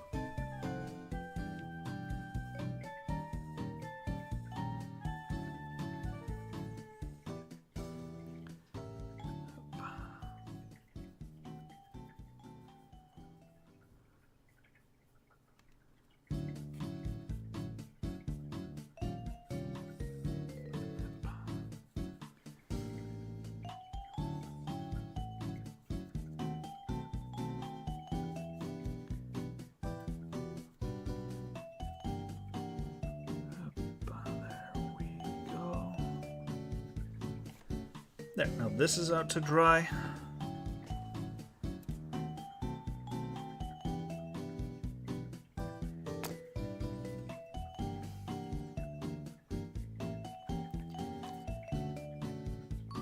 Stuff that whole the rest of the green stuff.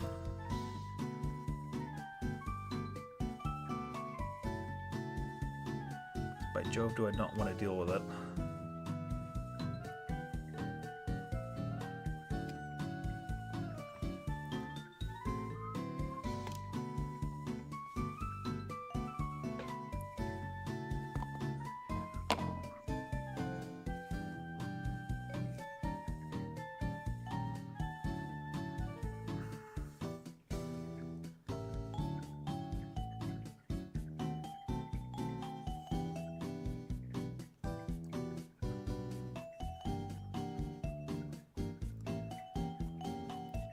There we go. Actually using the non-sticky properties of resin to my advantage. I stuff that hole.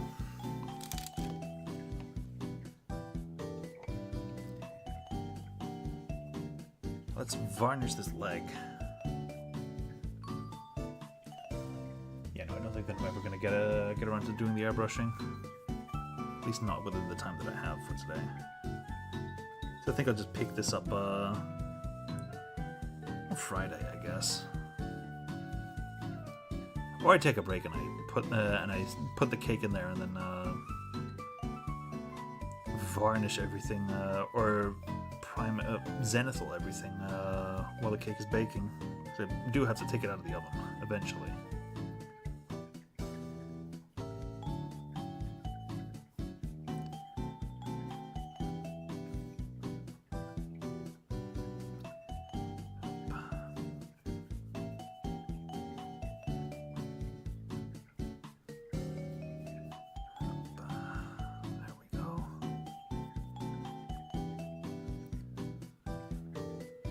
Ask a friend of mine for all of her Kaine references.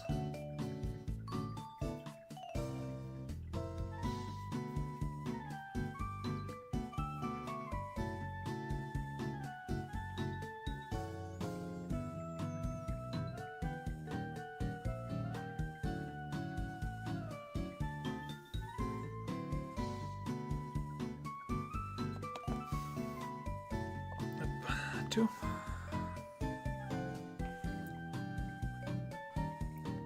This part here on the inside first, because otherwise I'll forget it.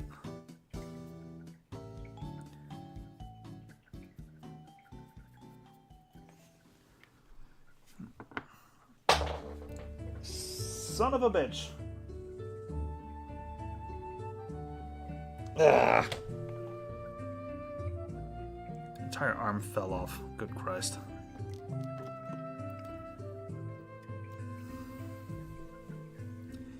Downside of actually wearing like a fairly fancy dress shirt and having the tendency to always roll up your sleeves on those things because you hate sleeves. Like, for real, like, I absolutely hate wearing long sleeve stuff. Long sleeves are bullshit.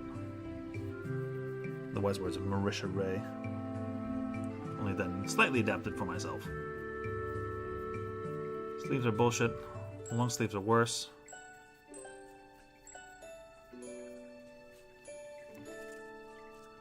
Everything that kind of gets stuck in them. Don't want things that get stuck in them.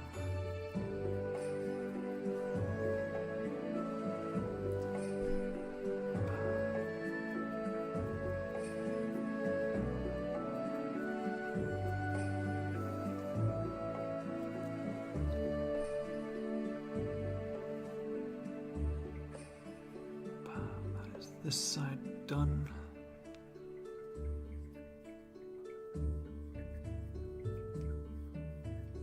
This side done.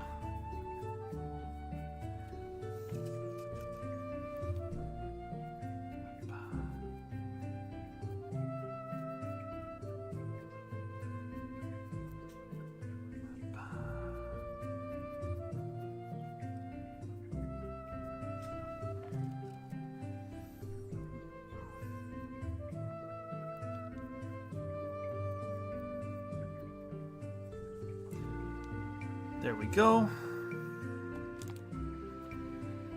There's that. With the hand. And the body. The hand, much like that part, is going to need me to do it twice. Unless, of course, I can Shove a stick up her leg.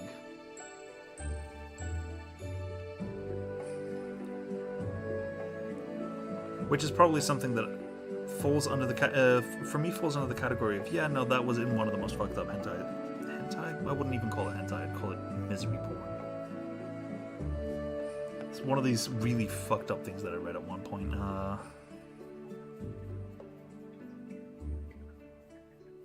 That frankly kind of scarred me as a kid.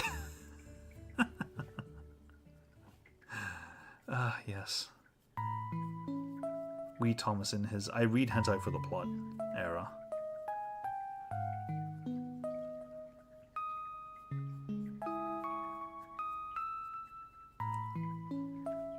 I'm instantly stumbling upon that one particular thing.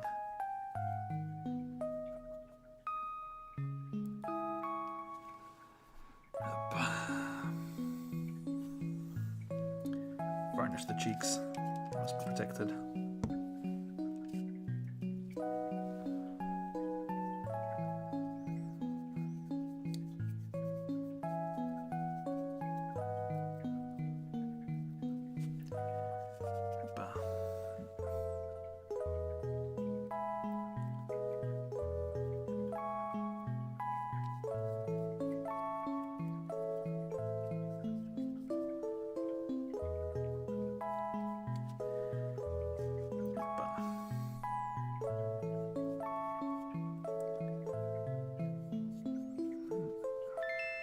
Part. Hey, the fly's back.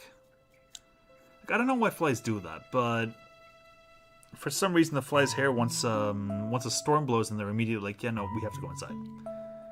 Cannot be caught out here in this.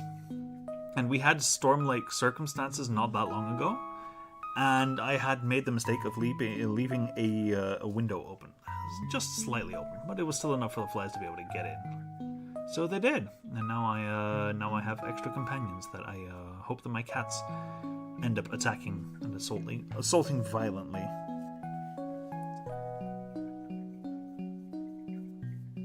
Only they aren't, so I just have a lot of extra companions.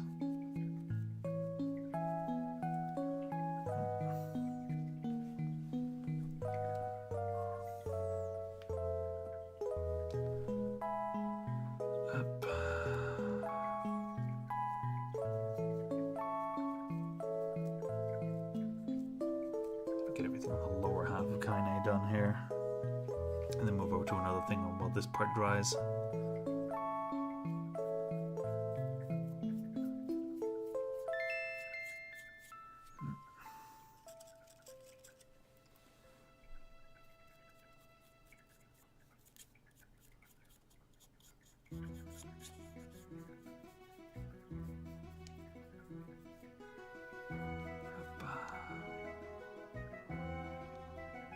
This is going to be a very interesting thing to paint because Kaine has a lot of skin. And I'm fairly confident in my ability to paint skin, but not at this scope.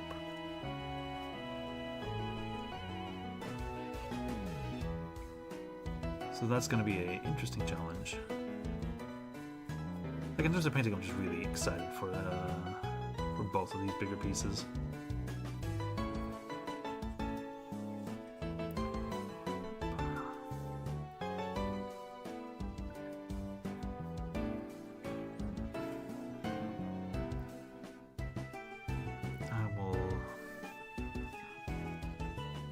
Do her chest, her back later. Right now I'm just kind of like, well, I'll do the, I'll do her arms.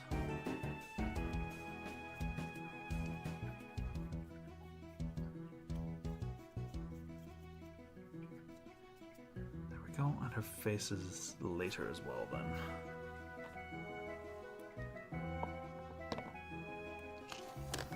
Varnish the staff.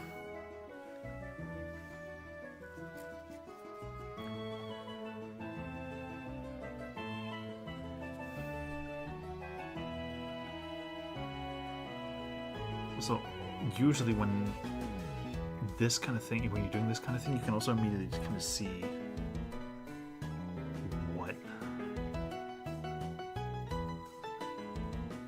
you're dealing with.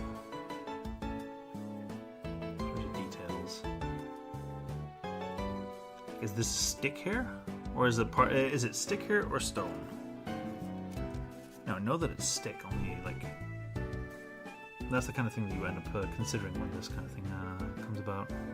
You run into it.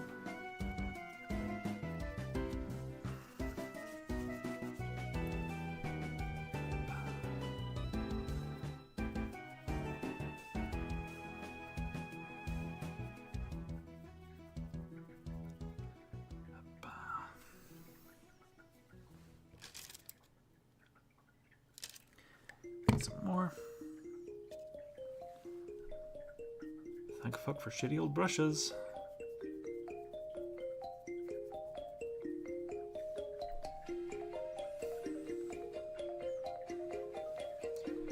This one isn't even that old, it's just a shitty brush. I was never really gonna be using for anything.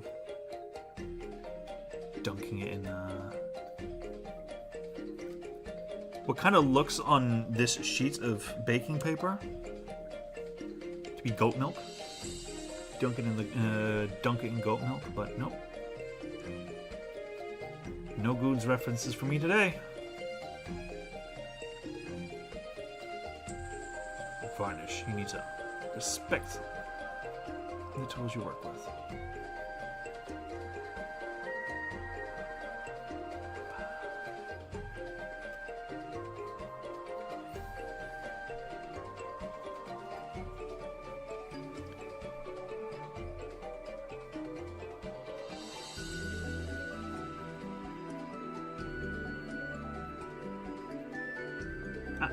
We'll finish this thing up.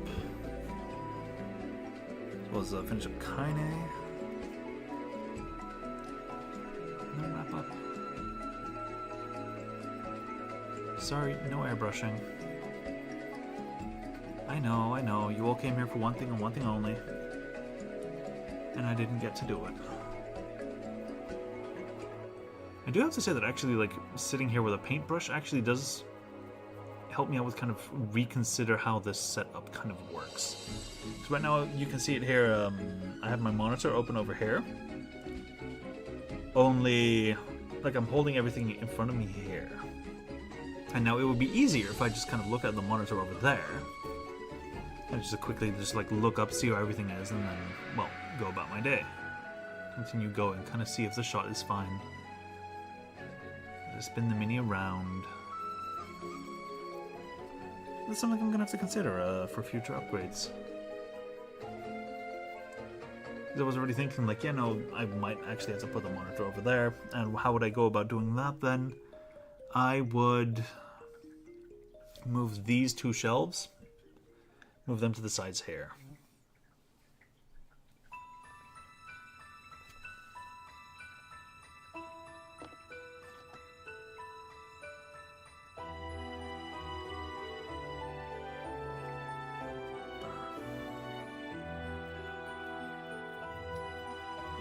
Quick little layer because I can still kind of feel the moisture on this side.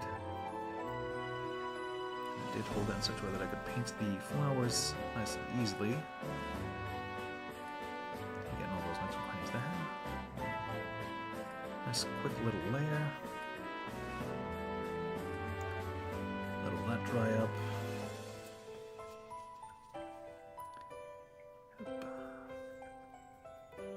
Grab the feathers in Ishtola's dress as well. So we get it, Fly, you're here. Go away. Could you, like, not be here anymore, please? Much appreciated, thank you.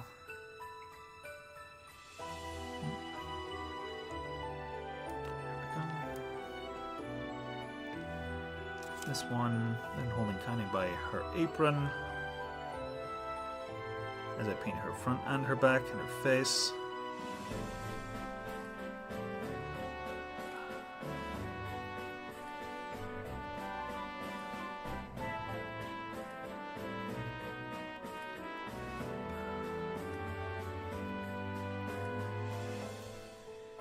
There we go. That stuff needs to dry a little bit more.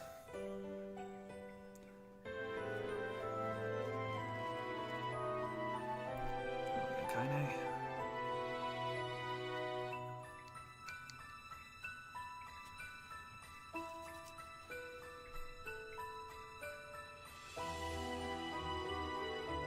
A little fun story about Kaine, or at least my my first interaction with Nier as a franchise in general was actually through Omega Evolution. Basically, what he does / did was he would kind of just like play through a game on a high difficulty and just record that and post that on YouTube. Usually unedited. On occasion, he'd go. If it was a game like a Tales of game, he'd make a combo exposition or a Mythic Arts exposition. But that was actually my first exposure to Nier, because when Nier came out on the PlayStation 3, I didn't have a PlayStation 3 at the time, so I was watching a lot of PlayStation 3 games via that channel. I was like, oh hey, hold on, this is a PlayStation 3 game that I have not heard of. I will watch it. And I really enjoyed how the story and everything was set up, and kind of like the general gloom, the sadness of the loneliness of the world that had been created here. Now that loneliness is something that I figured out later, as I went through it. As I kind of went in the initial instance, went through my first playthrough of Replicant. I really noticed just how lonely Nier is. And by that I mean the character Nier, not like Nier as in the world. Although Nier in the world is like Nier as in the world of Nier is also very lonely, but Nier as a character especially is a very lonely character. In the sense that he basically his entire life's motivation can be summed up to his sister, or his daughter in the particular case that I was looking at. Now that is a Yoko Taro staple, but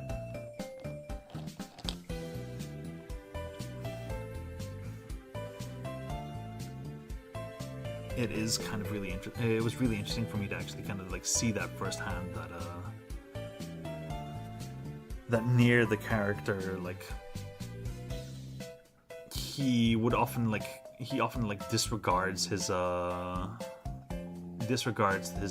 companions, and like his like both of his companions have romantic feelings for Nier, like both Papa Nier and Brother Nier, but Papa Nier doesn't really do anything with that, or neither of the Niers actually do anything with that, and like they spend a lot of time inside the village, isolated from everyone else. They don't live in town. They live a little bit outside it, near the library. And he lives there with Yona, of course. But Yona is abducted throughout basically the entire game, or most of the game, rather. And yeah, so he just kind of goes there, talks with a talking book. Kind of spends his days there, and he forces his companions to stay outside, or his companions, they stay outside of their own volition because they don't want to impact Nier's relationship with the rest of the townsfolk. But still, the damage is kind of done there. It's like, yeah, no, Nier is lonely, and are obsessed with his family. Also very possible, considering Yoko Taro.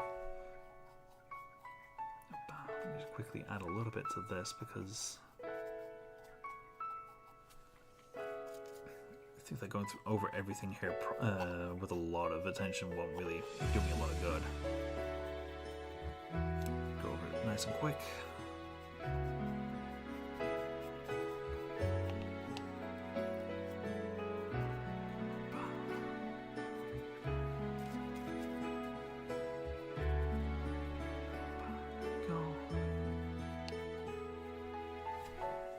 That part, I would like 2 more drops. Just kind of slap it on.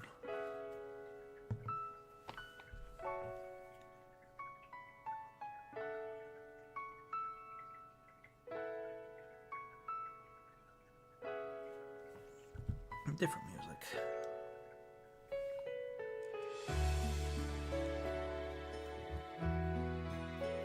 least for me. For you guys, nothing really changes.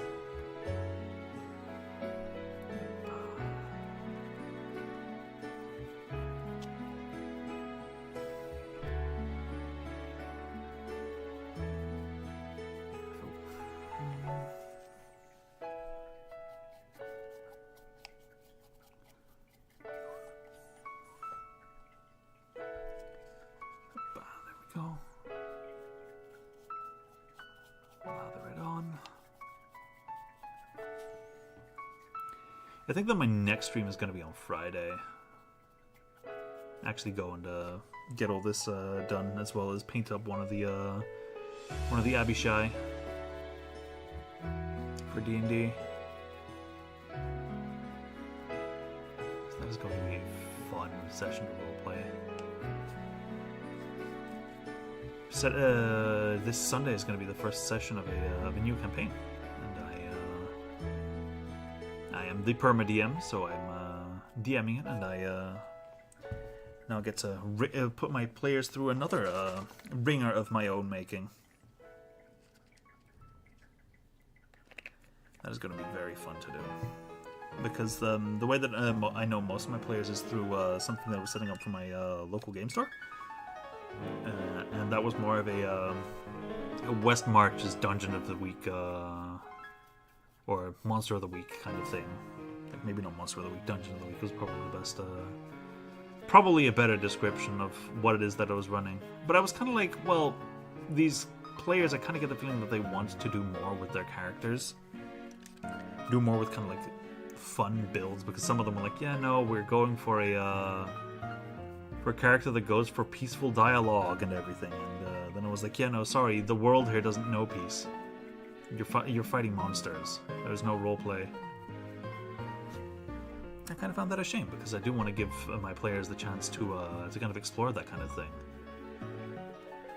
So I decided to set something up, and that something was when I was going through the initial ideation phase of the world building. I was playing through Fire Emblem Engage at that time, and I was like, oh, hey, hold on, I could actually kind of take some of the story beats that you're familiar with from a Fire Emblem game, and with that I mostly mean stuff like, oh hey, Fire Emblem Path of Radiance, for example, or Sacred Stones. Like, they both have scenes in the very beginning of the game where you kind of have to let go of everything that your character, or that the protagonist, so Ike and Erica, kind of have to watch them deal with an invasion or the taking away of something that is close to them.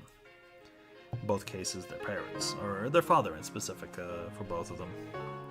And I'm like, that seems like a very fun way to start it up. And then for a party of 5, it's like, oh hey,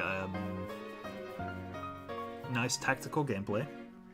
Change up kind of like what the objectives are for certain maps, or like make it very clear to be like, yeah, no, you're trying to secure this thing, or you're trying to take care of all these people within a certain number of turns.